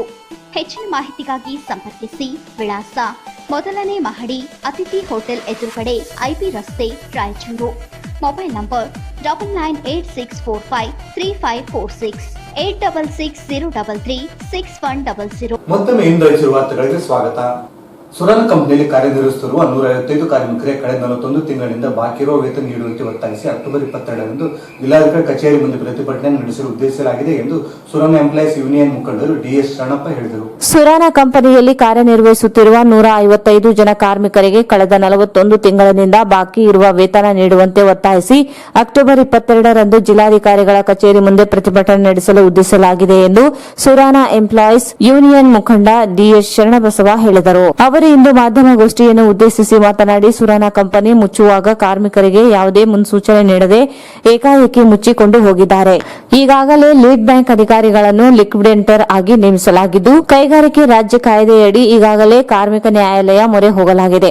2019 ಜೂನ್ 4ರಂದು ಕಲಬುರಗಿಯ ಉಪ ಕಾರ್ಮಿಕ ಆಯುಕ್ತರು ಆದೇಶ ನೀಡಿ ಜಿಲ್ಲಾಧಿಕಾರಿಗಳು ಭೂ ಕಂದಾಯ ತೆರಿಗೆ ಸೆಕ್ಷನ್ 190 ರಡಿ ಅಧಿಕಾರ ಚಲಾಯಿಸಿ 155 ಜನ ಕಾರ್ಮಿಕರಿಗೆ ವೇತನ ಪಾವತಿಸಲು ಕ್ರಮ ಕೈಗೊಳ್ಳುವಂತೆ ಸೂಚಿಸಿದ್ದಾರೆ. ಅಲ್ಲದೆ ಲಿಕ್ವಿಡೇಟರ್ ಇವ ಮೂಲಕ ಬಾಕಿ ವೇತನ ವಸೂಲಿ ಕೈಗೊಂಡು ಸಕ್ಷಮ ಪ್ರಾಧಿಕಾರಕ್ಕೆ ಹಣ ಜಮಾ ಮಾಡಲು ಸೂಚಿಸಲಾಗಿದೆ. ಆದರೆ ಜಿಲ್ಲಾಧಿಕಾರಿಗಳು ಯಾವುದೇ ಕ್ರಮಕ್ಕೆ ಮುಂದಾಗುತ್ತಿಲ್ಲ. ರಾಯಚೂರು ತಹಸೀಲ್ದಾರರು 2 ಬಾರಿ ನೋಟಿಸ್ ನೀಡಿದ್ದರೂ ಸುರಾನ ಕಂಪನಿಯವರು ಸ್ಪಂದಿಸಿಲ್ಲ. ಕೂಡಲೇ ಜಿಲ್ಲಾಧಿಕಾರಿಗಳು ಮಧ್ಯಪ್ರವೇಶಿಸಿ ಬಾಕಿ ವೇತನ ಕೊಡಿಸಬೇಕೆಂದು ಪ್ರತಿಭಟನೆ ನಡೆಸಲಾಗುತ್ತದೆ. ಮುಂದಿನ ದಿನಗಳಲ್ಲಿ ಸಿಐಟಿಯು ನೇತೃತ್ವದಲ್ಲಿ ಸಭೆ ನಡೆಸಿ ಹೋರಾಟ ರೂಪಿಸಲಾಗುತ್ತದೆ ಎಂದರು. ಬಾಕಿ ವೇತನ ಕೊಡಬೇಕು ಅಂತೇಳಿ ನಾವು ಒಂದು ಒತ್ತಾಯವನ್ನು ಮಾಡ್ತಿದ್ವಿ. ಈ ಸುರಾನ ಫ್ಯಾಕ್ಟರಿ 5 ವರ್ಷಗಳಿಂದ ಯಾವುದೇ ಒಂದು ಮಾಹಿತಿ ಇಲ್ಲದೆ 155 ಜನ ಪರ್ಮನೆಂಟ್ ಎಂಪ್ಲಾಯ್ಸ್ ಯಾವುದೇ ಮಾಹಿತಿಯನ್ನು ಅವ್ರು ಕೊಟ್ಟಿಲ್ಲ. ಕೊಡ್ಲಾರ್ದೇನೆ ಅವ್ರೇನಂತ ಹೇಳಿದ್ರೆ ಫ್ಯಾಕ್ಟ್ರಿನ ಒಮ್ಮೆದೊಮ್ಮೆಗೆ ಓನರ್ ಏನಂದ್ರೆ ಅವರು ಇದು ಮಾಡಿದ್ದಾರೆ, ಫ್ಯಾಕ್ಟ್ರಿನ ಬಿಟ್ಟು ಅವರು ಚೆನ್ನೈಲಿ ಸೇರ್ಕೊಂಡಿದ್ದಾರೆ. ಆದ್ರೆ 155 ಜನ ಪರ್ಮನೆಂಟ್ ಎಂಪ್ಲಾಯ್ಸ್ ನಾವು ಫ್ಯಾಕ್ಟ್ರಿನ ಮುಚ್ತೀವಿ, ಕಾನೂನಾತ್ಮಕವಾಗಿ ಫ್ಯಾಕ್ಟ್ರಿನ ಮುಚ್ತೀವಿ ಇಲ್ಲ ಅಂತೇಳಿ ಅವ್ರು ಹೇಳಬೇಕು. ಆಮೇಲೆ ಫ್ಯಾಕ್ಟ್ರಿನ ಮುಚ್ಚಬೇಕಂತ ಹೇಳಿದ್ರೆ ಸರ್ಕಾರದ ನಿಯಮದ ಪ್ರಕಾರ ಸರ್ಕಾರದ ಪರ್ಮಿಷನ್ ತಗೊಳ್ಬೇಕು. ಆಮೇಲೆ ನಮಗೆ ಎಂಪ್ಲಾಯ್ಸ್ಗಳು ಹೇಳ್ಬೇಕು, ಪರ್ಮನೆಂಟ್ ಎಂಪ್ಲಾಯ್ಸ್ ಗುತ್ತಿಗೆ ಕಾರ್ಮಿಕರು ಅವ್ರೇನಲ್ಲ ಅವರು. ಅದಕ್ಕೆ ಆ ಹಿನ್ನೆಲೆಯಲ್ಲಿ ಈ ಪ್ರಶ್ನೆ ಇಟ್ಕೊಂಡು ನಾವೇನಂತ ಹೇಳಿದ್ರೆ 2-3 ಸಾರಿ ನಾವು ಉಪ ಕಾರ್ಮಿಕ ಆಯುಕ್ತರು ಕಲಬುರಗಿ ಇವರಲ್ಲಿ ನಾವು ಒಂದು ದಾವೆನ ಹೂಡಿ ಅದ್ರ ನಡುವೆ ಏನಾಯ್ತು ಅಂತ ಹೇಳಿದ್ರೆ ಅವರು ಫ್ಯಾಕ್ಟ್ರಿ ನಡೆಸಕ್ಕಾಗಲ್ಲ, ಒಂದು 7-8 ಬ್ಯಾಂಕ್ಗಳ ಹತ್ರ ಅವ್ರು ಲೋನ್ ತಗೊಂಡಿದ್ದಾರೆ. ಹಿಂಗಾಗಿ ಅವ್ರು ಏನ್ ಮಾಡಿದ್ರೆ ಎಲ್ಲ ಲೀಡ್ ಬ್ಯಾಂಕ್ ಅವ್ರು ಏನಂದ್ರೆ ಅದನ್ನ ಫ್ಯಾಕ್ಟರಿನ ಅಕ್ಯುಪೈ ಮಾಡ್ಕೊಂಡು ಲಿಕ್ವಿಡೇಟರ್ ಅಂತ, ಲಿಕ್ವಿಡೇಟರ್ ತಾತ್ಕಾಲಿಕ ಓನರ್ ಅವರೇ. ಈಗ ಅಲ್ಲಿ ಅವರೇ ಅವ್ರು ಅಕ್ಯುಪೈ ಮಾಡ್ಕೊಂಡು ಬ್ಯಾಂಕರ್ಸ್ ಇದರಲ್ಲಿ ಒಂದು ನಮಗೆ ಕಳೆದ 41 ತಿಂಗಳಿಂದ ಯಾವುದೇ ಬಾಕಿ ವೇತನ ಅವರು ನಮಗೆ ಕೊಟ್ಟಿಲ್ಲ. ಈ ವಿಷಯವಾಗಿ ನಾವೇನಂತ ಹೇಳಿದ್ರೆ ಫ್ಯಾಕ್ಟರಿನ ಕ್ಲೋಸ್ ಮಾಡಬೇಕು, ಮತ್ತೆ ಫ್ಯಾಕ್ಟರಿನ ಬೇರೆಯವ್ರಿಗೆ ಇದು ಮಾಡಬೇಕು. ಏನಂತ ಹೇಳಿದ್ರೆ ಸರ್ಕಾರದ ಅನುಮತಿ ಪಡೆದು ಅವ್ರು ಇದು ಮಾಡಬೇಕು. 155 ಜನ ಎಂಪ್ಲಾಯ್ಸ್ ಯಾವುದೇ ರೀತಿ ಮಾಹಿತಿ ಕೊಟ್ಟಿಲ್ಲ. ಹಂಗಾಗಿ ನಾವು ಎಂಪ್ಲಾಯ್ ಅಲ್ಲಿ ಇನ್ನು ಇದುವರೆಗೂ ಕೂಡ ಸಪರೇಟ್ ಆಗೋವರೆಗೂ ಕೂಡ ನಾವು ಅಲ್ಲಿ ಸುರಾನ ಕಾರ್ಮಿಕರ ಒಂದು ಎಂಪ್ಲಾಯ್ಸ್ ಆಗಿ ನಾವು ಇರ್ತೀವಿ. ಆ ಹಿನ್ನೆಲೆಯಲ್ಲಿ ನಮಗೇನಂತ ಹೇಳಿದ್ರೆ 41 ತಿಂಗಳ ಬಾಕಿ ವೇತನ ಕೊಡಬೇಕು ಅಂತೇಳಿ ಗುಲ್ಬರ್ಗ ಉಪ ಕಾರ್ಮಿಕ ಆಯುಕ್ತರು ಗುಲ್ಬರ್ಗ ಇವರಲ್ಲಿ ನಾವು ಒಂದು ದಾವೆನ ಹಾಕಿದ್ವಿ. ಅದಕ್ಕೆ ಸಂಬಂಧಪಟ್ಟಂಗೆ 2 ಸರಿ ನಮಗೆ ಇದು ವೇತನಕ್ಕೆ ಸಂಬಂಧಪಟ್ಟಂಗೆ 2 ಸರಿ ನಮ್ಮ ಕಾರ್ಮಿಕರು ಮತ್ತು ಉಪ ಕಾರ್ಮಿಕರ ಆಯುಕ್ತರು ನಡೆದ ಒಂದು ಸಂಧಾನ ಸಭೆಯಾಗಿ ಅವ್ರೇನಂತ ಹೇಳಿದ್ರೆ ಈ ಕಾರ್ಮಿಕರಿಗೆ 41 ತಿಂಗಳ ಬಾಕಿ ವೇತನ ಪಾವತಿ ಮಾಡಬೇಕು ಅಂತೇಳಿ ಹಲವಾರು ಬಾರಿ ಫ್ಯಾಕ್ಟರಿಗಳು ಕೂಡ ಯಾವುದೇ ಸಮಸ್ಯೆ ಜಾರಿ ಮಾಡಿದ್ರು ಕೂಡ ಅವರು ಅದನ್ನ ಕ್ಲಿಯರ್ ಮಾಡಿದ್ರು. ಹಿಂಗಾಗಿ ಅವ್ರೇನ್ ಮಾಡಿದ್ರೆ ಕೊನೆಗೆ ಅಂತ ಹೇಳಿದ್ರೆ ಉಪ ಕಾರ್ಮಿಕ ಆಯುಕ್ತರು ಜಿಲ್ಲಾಧಿಕಾರಿಗಳಿಗೆ ಒಂದು ಆದೇಶ ಮಾಡಿದ್ದಾರೆ. ಭೂ ಕಂದಾಯ ಸೆಕ್ಷನ್ 19 ಪ್ರಕಾರ ಭೂ ಕಂದಾಯ ಇದನ್ನ ನೀವು ಬಳಸ್ಕೊಂಡು ಫ್ಯಾಕ್ಟ್ರಿನ ನೀವು ಜಪ್ತಿ ಇದೆಲ್ಲ ಮಾಡ್ಕೊಂಡು ಅವ್ರಿಗೆ ಬರಬೇಕಾದಂಥ ಕಾರ್ಮಿಕರಿಗೆ ಬರಬೇಕಾದಂಥ ವೇತನವನ್ನ ಕೊಡಬೇಕು ಅಂತೇಳಿ ಅವ್ರು ಇದು ಮಾಡಿದಾರೆ. ಜಿಲ್ಲಾಧಿಕಾರಿಗಳು 6 ತಿಂಗಳೊಳಗಾಗಿ ಅವ್ರಿಗೆ ಅಮೌಂಟ್ ಅನ್ನ ಪೇಮೆಂಟ್ ಕೊಡ್ಬೇಕಂತ ಹೇಳಿದ್ರು ಕೂಡ ಜಿಲ್ಲಾಧಿಕಾರಿಗಳು ಕೆಲವು ಲೆಟರ್ ಕರೆಸ್ಪಾಂಡ್ ಮಾಡಿದ್ದಾರೆ. ತಹಸೀಲ್ದಾರ್ಗೆ ಅವ್ರು ಲೆಟರ್ ಕೊಟ್ಟಿದ್ದಾರೆ. ತಹಸೀಲ್ದಾರ್ 2 ಸಲ ಸಮನ್ಸ್ನ ಫ್ಯಾಕ್ಟರಿ ಓನರ್ಗೆ ಜಾರಿ ಮಾಡಿದ್ರೆ ಆಗ ಅವರು ಅದಕ್ಕೆ ಯಾವುದೇ ರೀತಿಯ ಉತ್ತರವನ್ನು ಕೊಟ್ಟಿಲ್ಲ. ಹಿಂಗಾಗಿ ನಾವು ಶೀಘ್ರವಾಗಿ DC ಅವರು ಏನಂತ ಹೇಳಿದ್ರೆ ತಮ್ಮ ಅಧಿಕಾರವನ್ನು ಉಪಯೋಗಿಸಿ ಭೂ ಕಂದಾಯ ಇದರ ಪ್ರಕಾರ 19 ಪ್ರಕಾರ ಏನಂತ ಹೇಳಿದ್ರೆ ನಮಗೆ 41 ತಿಂಗಳ ಬಾಕಿ ವೇತನ ಕೊಡಬೇಕು ಅಂತೇಳಿ ನಾವು ಒತ್ತಾಯ ಮಾಡಿ ಇದೇ 22ಕ್ಕೆ ಒಂದು ಧರಣಿಯನ್ನು ಮಾಡ್ತಿದ್ವಿ. ಮುಂದೆ ನಾವು 4ನೇ ತಾರೀಕಿಗೆ ನಮ್ಮ CIT ಪದಾಧಿಕಾರಿಗಳ ಸಭೆ ಸೇರ್ತೀವಿ. ನಮ್ಮ ರಾಜ್ಯ ಮುಖಂಡರು ಕೂಡ ಕೆಲವು ಮಾರ್ಗದರ್ಶನ ಇರ್ತಾರೆ. ಅದರ ಹಿನ್ನೆಲೆಯಲ್ಲಿ ಮುಂದೆ ನಾವು ಅನಿರ್ದಿಷ್ಟ ಧರಣಿಯನ್ನು ಮಾಡ್ತೀವಿ ಮತ್ತು ಕಾನೂನಾತ್ಮಕ ಹೋರಾಟಕ್ಕೆ ನಾವು ತಯಾರಾಗಿದ್ದೀವಿ. ಸಂಘಟನೆ ಕಾರ್ಯದರ್ಶಿ ವೀರಭದ್ರ ಮಾತನಾಡಿ, ಸುರಾನ ಕಂಪನಿಯಲ್ಲಿ ಕಾರ್ಯನಿರ್ವಹಿಸುತ್ತಿರುವ 35 ಜನ ಭೂ ಸಂತ್ರಸ್ತರ ಸೇರಿದಂತೆ ಇತರೆ 155 ಜನ ಕಾರ್ಮಿಕರಿಗೆ ಯಾವುದೇ ಮಾಹಿತಿ ನೀಡದೆ ಕಂಪನಿ ಮುಚ್ಚಲಾಗಿದೆ. ಜಿಲ್ಲಾ ಕಾರ್ಮಿಕ ಇಲಾಖೆ ಅಧಿಕಾರಿಗಳ ಸ್ಥಳಕ್ಕೆ ಭೇಟಿ ನೀಡಿ ಕಾರ್ಮಿಕರು ಕೆಲಸ ನಿರ್ವಹಿಸುತ್ತಿರುವ ಮಾಹಿತಿಯನ್ನು ಉಪ ಕಾರ್ಮಿಕ ಆಯುಕ್ತರಿಗೆ ನೀಡಿದ್ದಾರೆ. 41 ತಿಂಗಳಿನಿಂದ ವೇತನ ಪಾವತಿಸದೆ ನಿರ್ಲಕ್ಷಿಸಲಾಗುತ್ತಿದೆ. ಕಂಪನಿ ವಿವಿಧ ಬ್ಯಾಂಕುಗಳಲ್ಲಿ ಸಾಲ ಪಡೆದಿದ್ದು ವಿಚಾರಣೆ ನಡೆಸಲಾಗುತ್ತಿದೆ. ಆದರೆ ಕಾರ್ಮಿಕ ವೇತನ ನೀಡದೆ ಅನ್ಯಾಯ ಮಾಡಲಾಗಿದೆ. ಜಿಲ್ಲಾಧಿಕಾರಿಗಳು ಭೂ ಕಂದಾಯ ತೆರಿಗೆ ಕಾಯ್ದೆಯಡಿ ವೇತನ ಪಾವತಿಗೆ ಕ್ರಮ ವಹಿಸುವಂತೆ ಮನವಿ ಮಾಡಿದರು. ಯಾವುದೇ ಲೆಟರ್ ಕೊಟ್ಟಿಲ್ಲ, ಏನ್ ಕೊಟ್ಟಿಲ್ಲ, ತಮ್ಮಷ್ಟು ತಾವೇ ಏಕಾಏಕಿ ಬಂದ್ ಮಾಡ್ಕೊಂಡು ಹೋಗ್ಯಾರ ಸರ್. ಅವ್ರದ್ದು ನ್ಯಾಷನಲ್ ಕಂಪ್ನಿ ಟ್ರಿಬ್ಯುನಲ್ ಕೇಸ್ ನಡೆದ ಸರ್. ಆ ಕೇಸಿನ ಪ್ರಕಾರ ಅವರು ನಮಗೆ ಕಂಪನಿ ನಡೆಸಕ್ಕೂ ಮುಂದೆ ಬರಲಿಲ್ಲ. ಆಮೇಲೆ ನಮ್ಗೆ ಅವರಿಗೆ ದಾರಿನ ತೋರಿಸಲಿಲ್ಲ. ಕಾರ್ಮಿಕರಿಗೆ ಏನಾದ್ರು ಒಂದು ಲೆಟರ್ ಕೊಟ್ಟು ನಿಮ್ಗೆ ಈ ಥರ ತೊಗೊಂತೀವಿ ಮುಂದೆ ಅಂತ ಆಶ್ವಾಸನೆ ಕೊಟ್ಟಿಲ್ಲ. ಅವರು ವಿನಾಕಾರಣ ನಮ್ಮನ್ನ ಹೊರಗಿಟ್ಟಾರ. ಆದರೆ ನಾವು ಯಾವುದೇ ಕಾನೂನುಬದ್ಧ ನಾವು ಹೊರಗಿಲ್ಲ. ಅವರು ಕಾನೂನುಬದ್ಧ ಹೊರಗಿಟ್ಟಿಲ್ಲ, ನಾವು ಕಾನೂನುಬದ್ಧ ಹೊರಗಿಲ್ಲ. ನಾವು ಕಾನೂನು ಬಾಹಿರವಾಗಿನೂ ಮಾಡೋಕತ್ತಿಲ್ಲ. ನಾವು ಕಾನೂನು ಪ್ರಕಾರ ನಾವು ಹೋರಾಟ ಮಾಡಿ ನಾವು ಕಮಿಷನರ್ ಒಂದು ಲೆಟರ್ ಬರೆದು ಈ ಥರ ನಾವು 135 ಮಂದಿ ಲ್ಯಾಂಡ್ ಲೋಜರ್ ಅಷ್ಟೇ ಬರ್ತಾರೆ ಹೋಗ್ತಾರೆ ಅಂತ ತೋರಿಸಿದ್ವಿ. ಅವಾಗ ನಾವು ಹೇಳಿದ್ರು ಕಾನೂನು ನೌಕರರಿಗೆ ನಮಗೂ ಅವರು ಏನು ಕೊಡಕತ್ತೀರಿ, ಯಾವ 3 ದಿನ ಅವ್ರಿಗೆ ಕೊಡಕತ್ತೀರಿ ಅದೇ ರೀತಿ ಕೊಡ್ಬೇಕಂತೇಳಿ ನಾವು ರಿಕ್ವೆಸ್ಟ್ ಮಾಡಿದಾಗ ಕಮಿಷನರ್ ಏನು ಮಾಡಿದ್ರು, ಲೇಬರ್ ಆಫೀಸಿಗೆ ಬರೆದ್ರು ಸರ್ ರಾಯಚೂರು. ಅವರು ಎಂಕ್ವೈರಿ ಮಾಡಿದ ಪ್ರಕಾರ ಎಲ್ಲ ಆವರಣ ಸ್ವಚ್ಛತಾ ಕೆಲಸ ಮಾಡ್ತಾರೆ, ಎಲ್ಲ ಕಾರ್ಮಿಕರು ಪ್ರೆಸೆಂಟ್ ಅದಾರ ಅಂತ ತೋರಿಸಿದ ಮೇಲೆ ನಾವು ಕೇಸ್ ಫೈಲ್ ಮಾಡಿದ್ವಿ ಸರ್. ಕೇಸು ID ಆ್ಯಕ್ಟ್ನಾಗ ಹಾಕಿದ್ವಿ. ಫಸ್ಟು ID ಆ್ಯಕ್ಟ್ನಾಗ ಅದು 11 ತಿಂಗಳ ಅಪ್ಡೇಟ್ ಆಯಿತು. ಹಳೆ ಮಾಡಿದ್ದೆ ಸರ್ ದಿನೇಶ್ ಸುರನ್ ರಾಹುಲ್ ಸುರನ್ ಅವರು NCIT ಕೇಸ್ ಹಾಕಿದ್ರು. ದುಡ್ಡು ಕೊಡಬೇಕಾಗಿ ಸರ್ 2,000 ಕೋಟಿ. ಅದು ಕಟ್ಟಕ್ಕಾಗಲಿಲ್ಲ, ನಾವು ದಿವಾಳಿ ಆಗಿಲ್ಲ ಅಂತೇಳಿ ಅವರು ಕೈ ಬಿಟ್ಟರು. NCITಗೆ ಅದು ಕೇಸ್ ಬಿದ್ದೋಯ್ತು ಸರ್. ಅವಾಗ ಲಿಕ್ವಿಡೇಷನ್ ಆಯ್ತು ಸರ್. ಲಿಕ್ವಿಡೇಷನ್ ಆದಮೇಲೆ 20/12/2018 ಸರ್ 20/12/2018 DH ಅವರು ವೇತನ ಪಾವತಿ ಕಾಯ್ದೆ ಅಡಿಯಲ್ಲಿ ಆರ್ಡರ್ ಮಾಡಿದ್ರು ಸರ್. 155 ಜನದ್ದು 35 ಜನ ಲ್ಯಾಂಡ್ ಲೋಜರ್ಸು, ಅದರ್ಸು 115 ಟೋಟಲ್ 155 ಮಂದಿ ಕಾರ್ಮಿಕರದ್ದು ಬಾಕಿ ವೇತನ ಕೊಡ್ಬೇಕಂತೇಳಿ 41 ತಿಂಗಳ ಆರ್ಡರ್ ಮಾಡಿದ್ವಿ ಸರ್. ಆಮೇಲೆ ಇನ್ನುಳಿದವನ್ನ ನಾವು ಏನು ಮಾಡಿದ್ವಿ, ನಾವು ಕರೆಕ್ಟಾಗಿ ನೌಕರಿ ಮಾಡಕ್ಕೆ ರೆಡಿ ಇದ್ವಿ, ನೀವು ತೊಗೊಳಕ್ಕೆ ಎಲಿಜಿಬಲ್ ಇಲ್ಲ, ಅದು ನಮ್ದು ಪ್ರಾಬ್ಲಮ್ ಇಲ್ಲ, ನಿಮ್ಮ ಪ್ರಾಬ್ಲಮ್ ಅಂತೇಳಿ ನಾವು ಕೇಸನ್ನು ಕಂಟಿನ್ಯೂ ಮುಂದುವರಿಸ್ತಾ ಇದ್ದೀವಿ ಸರ್. ಈಗಲೂ 26 ತಿಂಗಳು ಇನ್ನು ಬ್ಯಾಲೆನ್ಸ್ ಇದೆ ಸರ್. ಅದು ಆರ್ಡರ್ ಆಗಿಲ್ಲ ಸರ್. ಈ ಸಂದರ್ಭದಲ್ಲಿ ಸಂಘದ ಅಧ್ಯಕ್ಷ ಖಾದರ್ ಅಹಮದ್ ಬಸವರಾಜ್ ಉಪಸ್ಥಿತರಿದ್ದರು. ಕರಾವಳಿ ರಾಜ್ಯ ರೆಡ್ಡಿ ಅಭಿವೃದ್ಧಿ ನಿಗಮ ಸ್ಥಾಪಿಸಬೇಕೆಂದು ಒತ್ತಾಯಿಸಿ ಅಖಿಲ ಭಾರತ ರೆಡ್ಡಿ ಒಕ್ಕೂಟದ ಪದಾಧಿಕಾರಿ ಜಿಲ್ಲಾಧಿಕಾರಿಗಳು ಮನವಿ ಸಲ್ಲಿಸಿ ಒತ್ತಾಯಿಸಿದರು. ಕರ್ನಾಟಕ ರಾಜ್ಯ ರೆಡ್ಡಿ ಅಭಿವೃದ್ಧಿ ನಿಗಮ ಸ್ಥಾಪಿಸಬೇಕೆಂದು ಒತ್ತಾಯಿಸಿ ಅಖಿಲ ಭಾರತ ರೆಡ್ಡಿ ಒಕ್ಕೂಟದ ಪದಾಧಿಕಾರಿಗಳು ಜಿಲ್ಲಾಧಿಕಾರಿ ಕಚೇರಿ ಅಧಿಕಾರಿ ಮೂಲಕ ಮುಖ್ಯಮಂತ್ರಿಗಳಿಗೆ ಮನವಿ ಸಲ್ಲಿಸಿದರು. ರಾಜ್ಯದಲ್ಲಿ ರೆಡ್ಡಿ ಸಮುದಾಯದವರು ಸುಮಾರು 28 ಜಿಲ್ಲೆಗಳಿದ್ದು ಕೃಷಿ ಮತ್ತು ಕೂಲಿ ಮಾಡಿ ಜೀವನ ನಡೆಸುತ್ತಿದ್ದಾರೆ. ಸಮಾಜದಲ್ಲಿ ಅನೇಕರು ಬಡತನ ಸ್ಥಿತಿಯಲ್ಲಿದ್ದಾರೆ. ಒಕ್ಕಲುತನ ಮಾಡಿಕೊಂಡು ಜೀವನ ನಡೆಸುವವರು ಬಹುತೇಕರಾಗಿದ್ದಾರೆ ಎಂದರು. ರೆಡ್ಡಿ ಸಮುದಾಯದ ಯುವಕರು ಶಿಕ್ಷಣ, ವೃತ್ತಿ ಮಾರ್ಗದರ್ಶನ, ಕೌಶಲ್ಯ ಅಭಿವೃದ್ಧಿಯಡಿ ಉದ್ಯೋಗ ಅವಕಾಶ ಕಲ್ಪಿಸಬೇಕು. ರೆಡ್ಡಿ ನಿಗಮ ಮಂಡಳಿ ಸ್ಥಾಪಿಸಬೇಕು. ರಾಜ್ಯದಲ್ಲಿ ಸುಮಾರು 95 ಲಕ್ಷ ರೆಡ್ಡಿ ಜನರಿದ್ದು ಇದರಲ್ಲಿ 70% ಜನ ಬಡತನ ರೇಖೆಗಿಂತ ಕೆಳಗಿದ್ದಾರೆ ಎಂದು ಮನವಿಯಲ್ಲಿ ತಿಳಿಸಿದ್ದಾರೆ. ಸಮಾಜದ ಏಳಿಗೆಗಾಗಿ ರೆಡ್ಡಿ ಸಮಾಜ ಅಭಿವೃದ್ಧಿಗಾಗಿ ನಿಗಮ ಸ್ಥಾಪಿಸಿದ್ದರೆ ರೆಡ್ಡಿ ಸಮುದಾಯದವರಿಗೆ ಅನುಕೂಲವಾಗುತ್ತದೆ. ಕೂಡಲೇ ಅಭಿವೃದ್ಧಿ ನಿಗಮ ಸ್ಥಾಪನೆ ಮಾಡಬೇಕೆಂದು ಹೇಳಿದರು.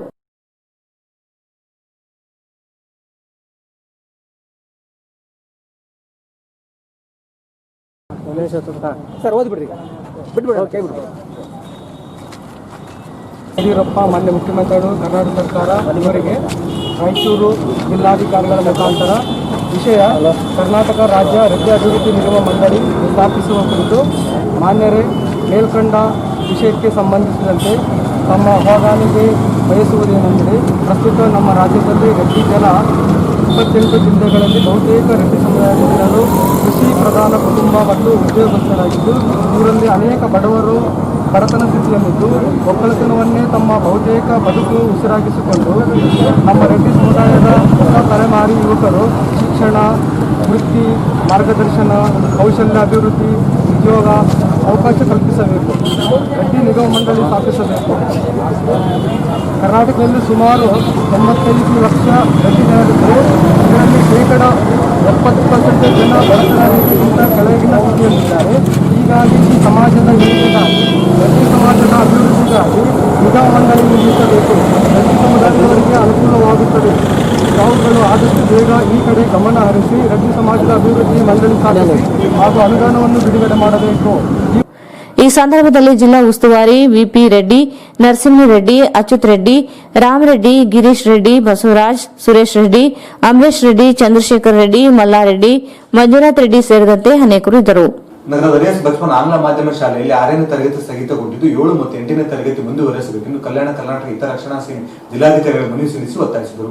ನಗರದ ರೇಸ್ ಬಚ್ಪನ್ ಆಂಗ್ಲ ಮಾಧ್ಯಮ ಶಾಲೆಯಲ್ಲಿ 6ನೇ ತರಗತಿ ಸ್ಥಗಿತಗೊಳಿಸಿದ್ದು 7 ಮತ್ತು 8ನೇ ತರಗತಿ ಮುಂದುವರಿಸಬೇಕೆಂದು ಕಲ್ಯಾಣ ಕರ್ನಾಟಕ ಹಿತರಕ್ಷಣಾ ಸೇನೆ ಜಿಲ್ಲಾಧಿಕಾರಿಗಳಿಗೆ ಮನವಿ ಸಲ್ಲಿಸಿ ಒತ್ತಾಯಿಸಿದ್ದಾರೆ. ರೇಸ್ ಬಚ್ಪನ್ ಶಾಲೆ ಆಡಳಿತ ಮಂಡಳಿ 8ನೇ ತರಗತಿಯವರೆಗೆ ಸರ್ಕಾರ ಆದೇಶದಂತೆ ಪರವಾನಗಿ ಪಡೆಯಲಾಗಿದೆ. ಶಾಲೆಯಲ್ಲಿ ಸಾಮಾನ್ಯ ಮತ್ತು ಆರ್ಟಿಇ ವಿದ್ಯಾರ್ಥಿಗಳು ವಿದ್ಯಾಭ್ಯಾಸ ಮಾಡುತ್ತಿದ್ದಾರೆ. ಆದರೆ 6ನೇ ತರಗತಿ ಸ್ಥಗಿತಗೊಳಿಸಲಾಗಿದೆ. ಇತ್ತೀಚೆಗೆ ಕ್ಷೇತ್ರ ಶಿಕ್ಷಣಾಧಿಕಾರಿಗಳು 7, 8ನೇ ತರಗತಿ ಮುಂದುವರಿಸುವಂತೆ ಆದೇಶಿಸಲಾಗಿದೆ. ಆದರೆ ಕ್ಷೇತ್ರ ಶಿಕ್ಷಣಾಧಿಕಾರಿಗಳ ಆದೇಶ ಪಾಲಿಸುತ್ತಿಲ್ಲ. 7, 8ನೇ ತರಗತಿ ಓದುವ ವಿದ್ಯಾರ್ಥಿಗಳಿಗೆ ಅವಕಾಶ ಕೊಡದೆ ಅಕ್ಷಮ್ಯ ಅಪರಾಧ ಎಸಗಿದ್ದಾರೆ. ಆಡಳಿತ ಮಂಡಳಿಯೊಂದಿಗೆ ವಿದ್ಯಾರ್ಥಿಗಳ ಪಾಲಕರು ವಿದ್ಯಾಭ್ಯಾಸ ಮುಂದುವರಿಸಬೇಕೆಂದು ಮನವಿ ಮಾಡಿದರೂ ಸಹ ಕೇರೆ ಎನ್ನದೇ 6ನೇ ತರಗತಿ ಸ್ಥಗಿತಗೊಳಿಸಿರುವುದು ಪಾಲಕರಲ್ಲಿ ಆತಂಕ ಹೆಚ್ಚಿಸುವಂತೆ ಮಾಡಿದೆ. ಕೂಡಲೇ ಜಿಲ್ಲಾಧಿಕಾರಿಗಳು ಮತ್ತು ಕ್ಷೇತ್ರ ಶಿಕ್ಷಣಾಧಿಕಾರಿಗಳು ಶಾಲಾ ಆಡಳಿತ ಮಂಡಳಿ ವಿರುದ್ಧ ಕಾನೂನು ಕ್ರಮ ಜರುಗಿಸಬೇಕು ಹಾಗೂ ವಿದ್ಯಾರ್ಥಿಗಳ ಭವಿಷ್ಯದ ದೃಷ್ಟಿಯಿಂದ 7, 8ನೇ ತರಗತಿ ಮುಂದುವರಿಸಬೇಕೆಂದು ಒತ್ತಾಯಿಸಿದ್ದಾರೆ. ಆಂಗ್ಲ ಮಾಧ್ಯಮ ಶಾಲೆ ಈ ಶಾಲೆಯು 6ನೇ ತರಗತಿಗೆ ಸ್ಥಗಿತಗೊಳಿಸಿದ್ದು 7, 8 ತರಗತಿಯನ್ನು ಮುಂದುವರಿಸುವ ಕುರಿತು ಮೇಲ್ಕಾಂಕ್ಷಿತ ವಿಷಯಕ್ಕೆ ಸಂಬಂಧಿಸಿದಂತೆ ರೇಸ್ ಬಚ್ಪನ್ ಶಾಲಾ ಆಡಳಿತ ಮಂಡಳಿಯು 8ನೇ ತರಗತಿಯವರೆಗೆ ಸರ್ಕಾರದ ಆದೇಶದಂತೆ ಪರವಾನಗಿಯನ್ನು ಪಡೆದಿದ್ದು ಈ ಶಾಲೆಯಲ್ಲಿ ಸಾಮಾನ್ಯ ಮತ್ತು ಆರ್ಟಿಇ ವಿದ್ಯಾರ್ಥಿಗಳ ವಿದ್ಯಾಭ್ಯಾಸವನ್ನು ಮಾಡುತ್ತಿದ್ದಾರೆ. 6ನೇ ತರಗತಿಗೆ ಸ್ಥಗಿತಗೊಳಿಸಿರುವುದರಿಂದ ಮಾನ್ಯ ಕ್ಷೇತ್ರ ಶಿಕ್ಷಣಾಧಿಕಾರಿಗಳಿಗೆ ದಿನಾಂಕ 23/2020 ಮನವಿಯನ್ನು ಸಲ್ಲಿಸಿದ್ದು, ಮನವಿಗೆ ಸ್ಪಂದಿಸಿ ರೇಸ್ ಬಚ್ಪನ್ ಆಂಗ್ಲ ಮಾಧ್ಯಮ ಶಾಲೆ ಮಂಡಳಿಗೆ ಕ್ಷೇತ್ರ ಶಿಕ್ಷಣಾಧಿಕಾರಿಗಳು ದಿನಾಂಕ 7/9/2020 ಕೋರೆನಾಲ್ ಎಂಬ ಶಿಕ್ಷಣ ಕಾರ್ಯಕ್ರಮವನ್ನು ಆಯೋಜಿಸಿ ಅಲ್ಲಿ ಸ್ಥಿತಿಗತಿಗಳನ್ನು ಪರಿಶೀಲಿಸಿ ವರದಿಯನ್ನು ಪಡೆದು ದಿನಾಂಕ 14/9/2020 7, 8ನೇ ತರಗತಿಯನ್ನು ಮುಂದುವರಿಸುವಂತೆ ಶಾಲಾ ಆಡಳಿತ ಮಂಡಳಿಗೆ ಆದೇಶವನ್ನು ಹೊರಡಿಸಿರುತ್ತಾರೆ. ಆದರೆ ಆ ಆದೇಶಕ್ಕೆ ಕವಡೆ ಕಾಸಿನ ಕಿಮ್ಮತ್ತು ಕೊಡದೆ ತಮ್ಮ ಮಂಡು ಧೈರ್ಯದಿಂದ ವಿದ್ಯಾರ್ಥಿಗಳ ಪಾಲಕರಿಗೆ ನಿಮ್ಮ ಮಕ್ಕಳ ವಿದ್ಯಾಭ್ಯಾಸವನ್ನು ಮುಂದುವರಿಸಲು ಆಗುವುದಿಲ್ಲ, ನಿಮ್ಮ ಮಕ್ಕಳ ಟಿಸಿಯನ್ನು ತೆಗೆದುಕೊಂಡು ಹೋಗಿ ಎಂದು ಪಾಲಕರಲ್ಲಿ ಆತಂಕವನ್ನು ಉಂಟು ಮಾಡಿದ್ದಾರೆ. ಕರ್ನಾಟಕ ಶಿಕ್ಷಣ ಕಾಯ್ದೆ 1983, 1995 ಸೆಕ್ಷನ್ 31 ಮಕ್ಕಳ ಶಿಕ್ಷಣ ಕಾಯ್ದೆಯ ಪ್ರಕಾರ 2009ರಂತೆ 13/6/2019 ರೇಸ್ ಬಚ್ಪನ್ ಹಿರಿಯ ಪ್ರಾಥಮಿಕ ಆಂಗ್ಲ ಮಾಧ್ಯಮ ಶಾಲೆ ದಿನಾಂಕ 19 ಮತ್ತು 11/2018 ಪ್ರಕಾರ ಷರತ್ತುಗಳಿಗೆ ಒಳಪಟ್ಟು 8ನೇ ತರಗತಿವರೆಗೆ ಪರವಾನಗಿ ಸಹ ಪಡೆದಿದ್ದು. ಈ ಸಂದರ್ಭದಲ್ಲಿ ಜಿಲ್ಲಾಧ್ಯಕ್ಷ ಹುಲಿಗೆಪ್ಪ, ಚಂದ್ರಶೇಖರ್, ಎಸ್ ವೆಂಕಟೇಶ್, ಬ್ರಹ್ಮಯ್ಯ, ಚಂದ್ರು ಭಂಡಾರಿ, ರಾಜಗೋಪಾಲ್, ಭೀಮಣ್ಣ ಹೊಸೂರು, ಗೋವಿಂದ, ರಾಜಶೇಖರ್, ರಾಜು ಇತರರು ಇದ್ದರು. ನಗರದ ವಿವಿಧ ದೇವಸ್ಥಾನಗಳಲ್ಲಿ ವಿಶೇಷ ಪೂಜೆ ಸಲ್ಲಿಸುವ ಮೂಲಕ ದಸರಾ ಹಬ್ಬದ ಅಂಗವಾಗಿ 9ನೇ ದಿನ ನವರಾತ್ರಿ ಆಚರಣೆಗೆ ಇಂದು ಚಾಲನೆ ನೀಡಲಾಯಿತು. ನಗರದ ವಿವಿಧ ದೇವಸ್ಥಾನಗಳಲ್ಲಿ ವಿಶೇಷ ಪೂಜೆ ಸಲ್ಲಿಸುವ ಮೂಲಕ ದಸರಾ ಹಬ್ಬದ ಅಂಗವಾಗಿ 9 ದಿನಗಳ ನವರಾತ್ರಿ ಆಚರಣೆಗೆ ಇಂದು ಚಾಲನೆ ನೀಡಲಾಯಿತು. ಇಂದು ಬೆಳಿಗ್ಗೆಯೇ ಮಹಿಳೆಯರು ಮತ್ತು ಮಕ್ಕಳು ದೇವಸ್ಥಾನಗಳಿಗೆ ತೆರಳಿ ದೀಪ ಹಚ್ಚುವ ಮೂಲಕ ವಿಶೇಷ ಪೂಜೆ ನೆರವೇರಿಸಿದರು. ನಗರದ ಮಡ್ಡಿಪೇಟೆ ಬಡಾವಣೆಯಲ್ಲಿ ಪಂಚಮುಖಿ ಶ್ರೀ ಹನುಮಾನ್ ದೇವಸ್ಥಾನ, ಮಹಾವೀರ ವೃತ್ತದ ಬಳಿಯ ಕಂದಗಡ್ಡೆ ಮಾರಮ್ಮ ದೇವಿ ದೇವಸ್ಥಾನ ಸೇರಿದಂತೆ ವಿವಿಧ ದೇವಾಲಯಗಳಲ್ಲಿ ವಿಶೇಷ ಪೂಜೆಗಳು ಜರುಗಿದವು. ನಗರದ ಮಡ್ಡಿಪೇಟೆ ಬಡಾವಣೆಯ ಶ್ರೀ ಪಂಚಮುಖಿ ಹನುಮಾನ್ ದೇವಸ್ಥಾನದಲ್ಲಿ ವಿಶೇಷ ಪೂಜೆ ನೆರವೇರಿಸುವ ಮೂಲಕ ನವರಾತ್ರಿ ಆಚರಣೆಗೆ ಚಾಲನೆ ನೀಡಲಾಯಿತು. ಕಿಲೆ ಬೃಹನ್ಮಠದ ಶ್ರೀ ಶಾಂತಮಲ್ಲ ಶಿವಾಚಾರ್ಯ ಸ್ವಾಮಿಗಳಿಂದ ಮಾತೆ ಶಾಂಭವಿ ಭಾವಚಿತ್ರಕ್ಕೆ ಪೂಜೆ ಸಲ್ಲಿಸಿಕೊಂಡು ಬಂದು ಬನ್ನಿ ಮಂಟಪದಲ್ಲಿ ಸ್ಥಾಪಿಸಲಾಯಿತು. ಬನ್ನಿ ಮಹಾಕಾಳಿಯ ಧ್ವಜವನ್ನು ಕಟ್ಟಿ ಬನ್ನಿ ಮಂಟಪಕ್ಕೆ ಅಲಂಕರಿಸಿದ್ದರಿಂದ ನಗರದ ಸರ್ವ ಭಕ್ತರು ಮಹಿಳೆಯರು ಆಗಮಿಸಿ ಬನ್ನಿ ಮಹಾಕಾಳಿಗೆ ಪೂಜೆ ಸಲ್ಲಿಸಿ ದೇಶಕ್ಕೆ ಬಂದ ಮಹಾಮಾರಿ ಕೊರೋನಾ ಸಾಂಕ್ರಾಮಿಕ ರೋಗ ಸರ್ವನಾಶ ಮಾಡು ತಾಯಿ ಎಂದು ಪ್ರಾರ್ಥಿಸಿದರು. ಶಾಂಭವಿಯ ಭಾವಚಿತ್ರಕ್ಕೆ ಅರಿಶಿಣ ಕುಂಕುಮ ಅಲಂಕರಿಸಿ ಮಹಾಮಂಗಳಾರತಿ ಮಾಡಿದರು. ನವರಾತ್ರಿ ಎಂಬ 9 ದಿನಗಳ ವಿಶೇಷವಾದ ದಿನಗಳಾಗಿದ್ದು ಈ 9 ದಿನಗಳಲ್ಲಿ ಸರ್ವ ಭಕ್ತರು ಹಾಗೂ ಮಹಿಳೆಯರು ಉಪವಾಸ ಆಚರಣೆ ಮಾಡುವುದು ವಿಶೇಷವಾಗಿದೆ.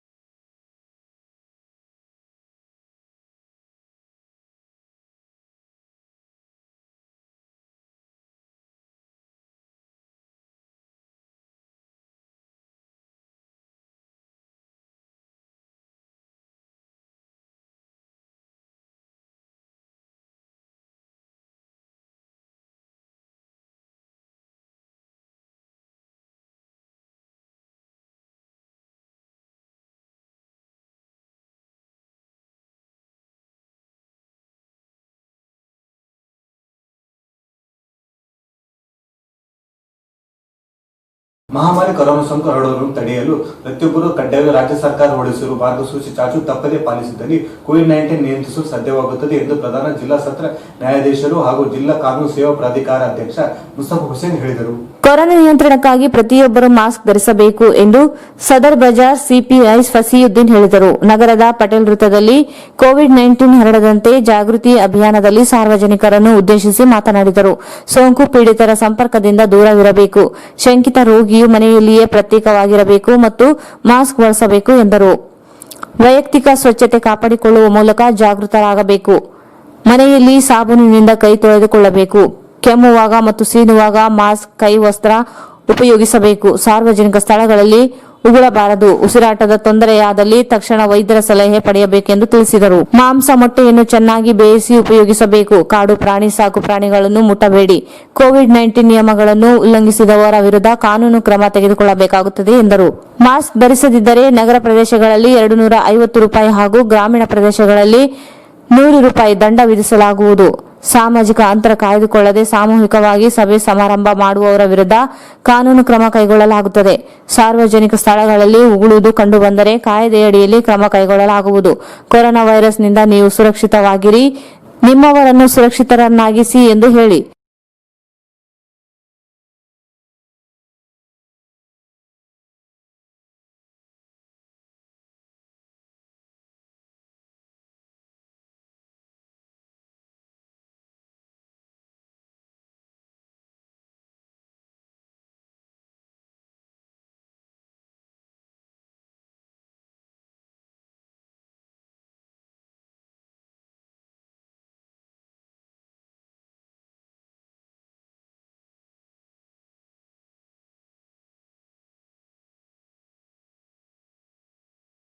ಇವತ್ತು ನಾವು ರಾಯಚೂರು ಸಿಟಿಯಲ್ಲಿ ಒಂದು ಕಾರ್ಯಾಚರಣೆ ಮಾಡಿದ್ದೀವಿ. ಯಾರ್ಯಾರು ವಿದೌಟ್ ಮಾಸ್ಕ್ ಹಾಕೊಂಡು ಪಬ್ಲಿಕ್ ಪ್ಲೇಸಸಲ್ಲಿ ಬರ್ತಾರೆ, ಬೈಕಲ್ಲಿ ಹೋಗ್ತಾರೆ, ಬಸ್ ಸ್ಟ್ಯಾಂಡ್ ಆಗಲಿ ಮಾರ್ಕೆಟಲ್ಲಿ, ಅವರ ಮೇಲೆ ಈಗ ನಾವು ಒಂದು ಜನಜಾಗೃತಿ ಮಾಡಿದ್ದೀವಿ. ಯಾರ್ಯಾರು ಹಾಕಿಲ್ಲ ಅವರಿಗೆ ಒಂದು ಮಾಸ್ಕ್ ಕೊಟ್ಟು ಅವ್ರಿಗೆ ದಂಡ ಕೂಡ ಹಾಕಿದ್ದೀವಿ. ನಮ್ಮ ಜಿಲ್ಲೆಯಲ್ಲಿ total daily 500 cases without mask ನಾವು ಹಾಕ್ತಾ ಇದ್ವಿ. ನಮ್ಮ ಅಡಿಷನಲ್ ಎಸ್ ಪಿ ನೇತೃತ್ವದಲ್ಲಿ ಒಂದು ಟೀಮ್ ರಚನೆ ಆಗಿದೆ. ಅದು ಎಲ್ಲ ಕಡೆ ಹೋಗಿ ಜನಜಾಗೃತಿ ಮಾಡ್ತಾರೆ, ಅದ್ರ ಬಗ್ಗೆ ಅವೇರ್ನೆಸ್ ಕೂಡ ಮಾಡ್ತಾರೆ. ಆಮೇಲೆ ಯಾರ್ಯಾರು ಮಾಸ್ಕ್ ಹಾಕಲ್ಲ ಅವರ ಮೇಲೆ ನಾವು ದಂಡ ಕೂಡ ಅಲ್ಲಿ ಹಾಕ್ತೀವಿ. ಈಗಾಗಲೇ ನಮ್ಮದು ಸಿದ್ನೂರಾಗಲಿ, ಲಿಂಗಸೂರು, ದೇವದುರ್ಗ ಎಲ್ಲ ಕಡೆ ಈ ಕಾರ್ಯಾಚರಣೆ ನಡೀತಾ ಇದೆ. ತಮ್ಮ ಮುಖಾಂತರ ಒಂದೇ ಮನವಿ ಮಾಡ್ತೀವಿ, ಇದುವರೆಗೆ ಯಾವವರೆಗೆ ಇದು ಲಸಿಕೆ ಬರಲ್ಲ, ವ್ಯಾಕ್ಸಿನ್ ಬರಲ್ಲ, ಅದುವರೆಗೆ ನಮ್ಮದು ಮಾಸ್ಕೆ ನಮ್ಮದು ವ್ಯಾಕ್ಸಿನ್ ಇದೆ. ಇದಕ್ಕಿಂತ ನಿಮ್ಮದು ಕೂಡ ಒಂದು ಸಂರಕ್ಷಣೆ ಆಗುತ್ತೆ. ಬೇರೆಯವ್ರದ್ದು ಯಾರಿದ್ದಾರೆ ಅವರು, ಬೇರೆಯವರು ಪಬ್ಲಿಕ್ ಪ್ಲೇಸಸ್ಲಿ ಯಾರಿದೆ ಅವ್ರದ್ದು ಕೂಡ ಇಲ್ಲಿಂದ ಸಂರಕ್ಷಣೆ ಆಗುತ್ತೆ. ಸೊ ದಯವಿಟ್ಟು ನೀವು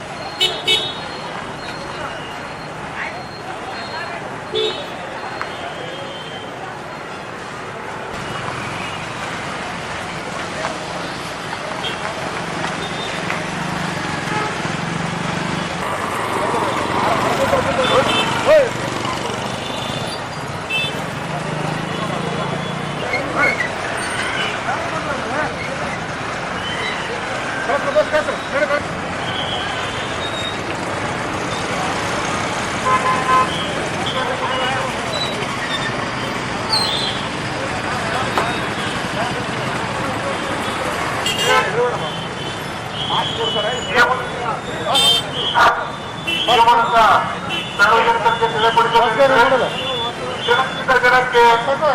ದಿನದಿಂದ ದಿನಕ್ಕೆ ಈ ಕೊರೋನಾ ನಿಯಮಗಳನ್ನು ಅರಿತುಕೊಂಡು ಈ ರೋಗವನ್ನ ನಿಯಂತ್ರಿಸುವಲ್ಲಿ ನಿಮ್ಮ ಪಾತ್ರವು ಬಹಳ ಮುಖ್ಯ ಅಂತ ಹೇಳ್ತೇವೆ.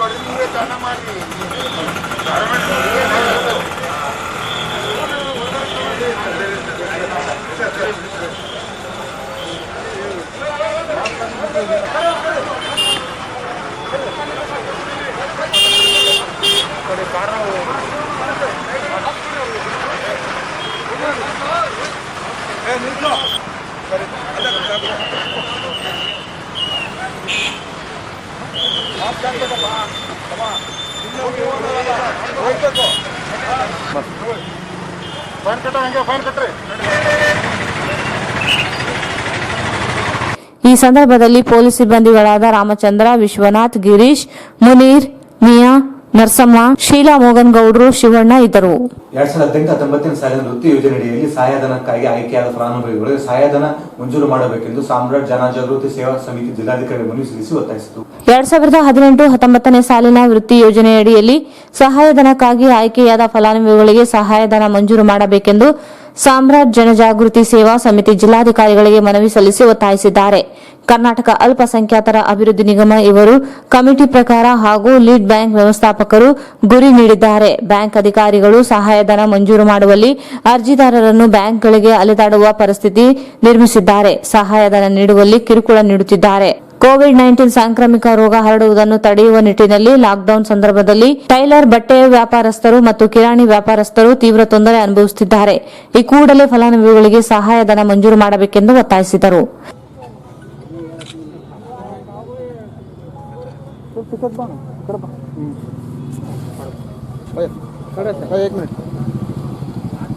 दो साल हुआ था साहब, देखो अभी तक है ना हमारे को पैसा रिलीज नहीं करे. 2 साल हुआ, 2 साल से बजट रिलीज नहीं हुआ साहब. वो नहीं होने की वजह से हम दे रहे. लास्ट में क्या हो गया होगा तो प्रॉब्लम बैंक वाले वगैरह देते हैं ना, बैंक मैनेजर टारगेट किए, सीओ साहब जो है ना ऑर्डर कर दिए, सब हो गया था. 2 साल पहले का स्कीम है साहब. अभी तक इनको किसी को भी बजट नहीं मिला. लोगों का कितना है टोटल टारगेट दिया सर 86 टारगेट है साहब. उसमें से है ना आज तक किसी को भी फंड रिलीज नहीं हुआ. बैंक में गए तो लोगों को सता रहे, तो परेशान करते रहे. इसके वजह से हम ये चाह रहे थे कम से कम सब्सिडी अमाउंट को भी रिलीज करे तो बेहतर रहता और समझ रहे पूरी पब्लिक. ಈ ಸಂದರ್ಭದಲ್ಲಿ ನಿಜಾಮುದ್ದೀನ್, ಹುಸೇನ್, ನಾಸೀರ್ ಇತರರು ಇದ್ದರು. ನ್ಯಾಯಾಲಯಕ್ಕೆ ಆಗಮಿಸುವ ಕಕ್ಷಿದಾರರು ಕಡ್ಡಾಯ ಕೋವಿಡ್ ಪರೀಕ್ಷೆ ಮಾಡಿಸಿಕೊಳ್ಳಲು ಜಿಲ್ಲಾ ನ್ಯಾಯಾಲಯದ ಆವರಣದಲ್ಲಿ ರ್ಯಾಪಿಡ್ ಆಂಟಿಜೆನ್ ಕಿಟ್ ತಪಾಸಣೆ ಕೇಂದ್ರ ಆರಂಭಿಸಲಾಗಿದೆ. ನ್ಯಾಯಾಲಯಕ್ಕೆ ಆಗಮಿಸುವ ಕಕ್ಷಿದಾರರು ಕಡ್ಡಾಯವಾಗಿ ಕೋವಿಡ್ ಪರೀಕ್ಷೆ ಮಾಡಿಸಿಕೊಳ್ಳಲು ಜಿಲ್ಲಾ ನ್ಯಾಯಾಲಯದ ಆವರಣದಲ್ಲಿ ರ್ಯಾಪಿಡ್ ಆಂಟಿಜೆನ್ ಕಿಟ್ ತಪಾಸಣೆ ಕೇಂದ್ರ ಆರಂಭಿಸಲಾಗಿದೆ. ಕೋವಿಡ್-19 ಹರಡುವುದನ್ನು ತಡೆಯುವ ನಿಟ್ಟಿನಲ್ಲಿ ನ್ಯಾಯಾಲಯಕ್ಕೆ ಆಗಮಿಸುವ ಕಕ್ಷಿದಾರರು, ಅಧಿಕಾರಿಗಳು ಹಾಗೂ ಸಾರ್ವಜನಿಕರು ಕಡ್ಡಾಯವಾಗಿ ಕೋವಿಡ್ ಪರೀಕ್ಷೆಗೊಳಗಾಗಬೇಕಾಗಿದೆ. ಇಲ್ಲದಿದ್ದರೆ ನ್ಯಾಯಾಲಯದೊಳಗೆ ಪ್ರವೇಶವಿಲ್ಲ. ನೆಗೆಟಿವ್ ಬಂದರೆ ನ್ಯಾಯಾಧೀಶರ ಮುಂದೆ ಹಾಜರಾಗಬೇಕು. ಪಾಸಿಟಿವ್ ಬಂದರೆ ಹೋಮ್ ಕ್ವಾರಂಟೈನ್ ಅಥವಾ ಕೋವಿಡ್ ಆಸ್ಪತ್ರೆಗೆ ದಾಖಲಿಸಲಾಗುತ್ತದೆ. ಗಂಟಲು ದ್ರವ ಸಂಗ್ರಹಿಸಿದ ಕೆಲವೇ ಕ್ಷಣದಲ್ಲಿ ಫಲಿತಾಂಶ ಲಭ್ಯವಾಗಲಿದೆ.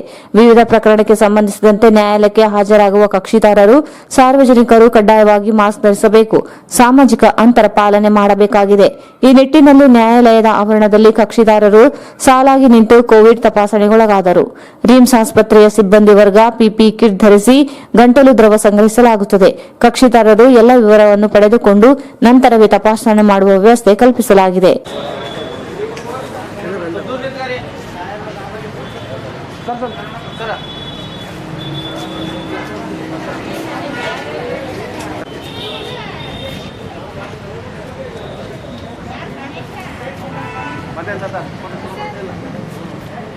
ಫೋನ್ಗೆ ಡಿಸ್ಟೆನ್ಸ್ ಬಿಡ್ತಾರೋ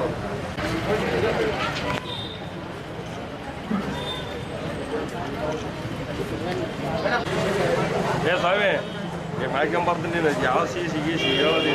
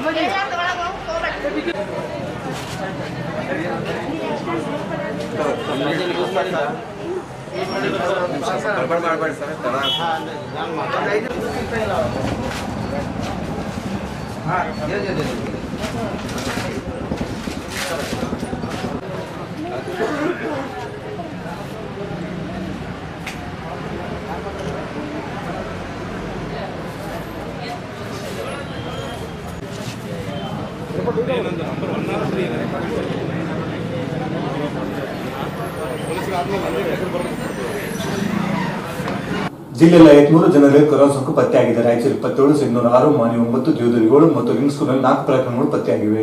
ಜಿಲ್ಲೆಯ 53 ಜನರಲ್ಲಿ ಕೊರೋನಾ ಸೋಂಕು ಪತ್ತೆಯಾಗಿದೆ. ರಾಯಚೂರು 27, ಸಿಂಧನೂರು 6, ಮಾನ್ವಿ 9, ದೇವದುರ್ಗ 7 ಮತ್ತು ಲಿಂಗ್ಸ್ಗೂರು 4 ಪ್ರಕರಣಗಳು ಪತ್ತೆಯಾಗಿವೆ.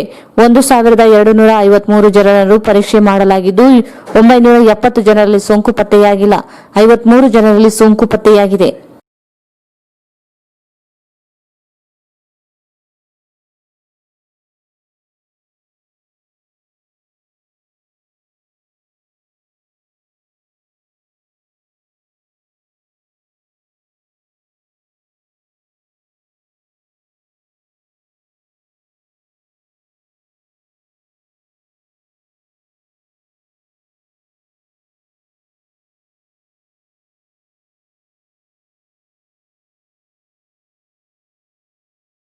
ಕೊನೆಯಲ್ಲಿ ಮತ್ತೊಮ್ಮೆ ಮುಖ್ಯಾಂಶಗಳು.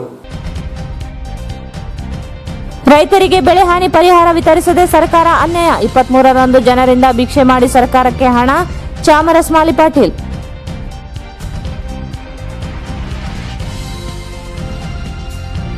ಪರಿಶಿಷ್ಟ ಪಂಗಡಕ್ಕೆ ಶೇಕಡ 7.5 ಮೀಸಲಾತಿ ಜಾರಿಗೊಳಿಸದಿದ್ದರೆ ಹೋರಾಟ ತೀವ್ರ. ಪ್ರಸನ್ನಾನಂದಪುರಿ ಸ್ವಾಮೀಜಿ.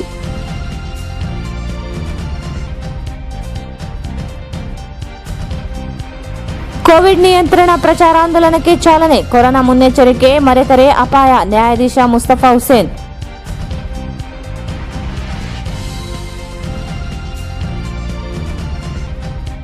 ಸುರಾನ ಕಾರ್ಮಿಕರಿಗೆ 41 ತಿಂಗಳ ವೇತನ ಬಾಕಿ. 22ರಂದು ಡಿಸಿ ಕಚೇರಿ ಮುಂದೆ ಪ್ರತಿಭಟನೆ. ಡಿಎಸ್ ಶರಣಬಸವ.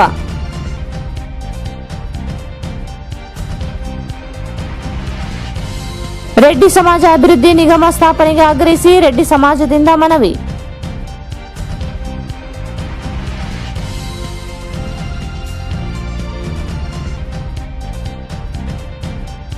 ರೇಸ್ ಬಚ್ಪನ್ ಶಾಲೆ ವಿರುದ್ಧ ಕ್ರಮಕ್ಕೆ ಆಗ್ರಹಿಸಿ ಕಲ್ಯಾಣ ಕರ್ನಾಟಕ ಹಿತರಕ್ಷಣಾ ಸೇನೆ ಮನವಿ.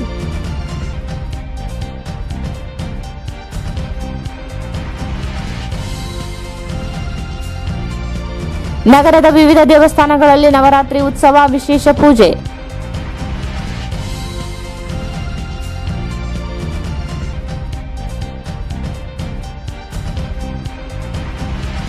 ಪೊಲೀಸ್ ಇಲಾಖೆಯಿಂದ ಕೊರೋನಾ ಜಾಗೃತಿ ಅಭಿಯಾನ. ನಿಯಮ ಪಾಲಿಸದಿದ್ದರೆ ಕಾನೂನು ಕ್ರಮ. ಸಿಪಿಐ ಫಸಿಯುದ್ದೀನ್.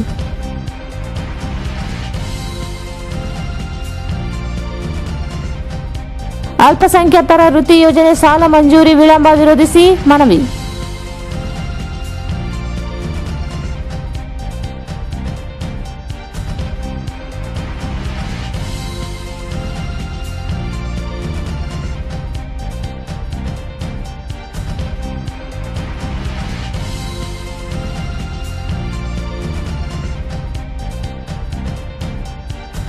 ಮತ್ತು ಜಿಲ್ಲೆಯಲ್ಲಿ 53 ಜನರಲ್ಲಿ ಕೊರೋನಾ ಸೋಂಕು ದೃಢ.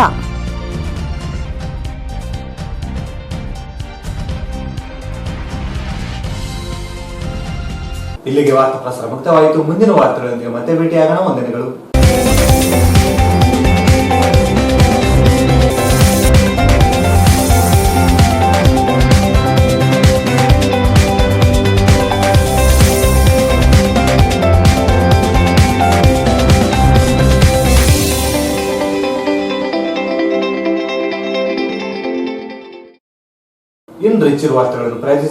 ಶ್ರೀ ಜ್ಞಾನಗಂಗಾ ಪಿಯುಸಿ ಮತ್ತು degree college. Admissions are open for 8th, 9th, 10th classes. Empire Shooting, Shirting, Tailoring. Hamdas textile and tailors opposite Maharashtra bank करीब Gandhi Chowk Raichur. Visit AMS Computers Sales and Service beside SBI Bank Station Road Raichur. Bharat furnitures ರಾಯಚೂರಿನಲ್ಲಿ ಮೊದಲ ಬಾರಿಗೆ 3 ಮಳಿಗೆ ಒಳಗೊಂಡ ಬೃಹತ್ ಆಕಾರದ furniture showroom. ಸಂಪರ್ಕಿಸಿ SKES paramedical and nursing college, SBI bank ಮೇಲ್ಗಡೆ, ಸ್ಟೇಷನ್ ರಸ್ತೆ, ರಾಯಚೂರು. ಜ್ಞಾನಭಾರತಿ ಪದವಿ ಮಹಾವಿದ್ಯಾಲಯ BA ಮತ್ತು BCom ಕೋರ್ಸುಗಳಿಗಾಗಿ ಪ್ರವೇಶಗಳು ಪ್ರಾರಂಭವಾಗಿವೆ.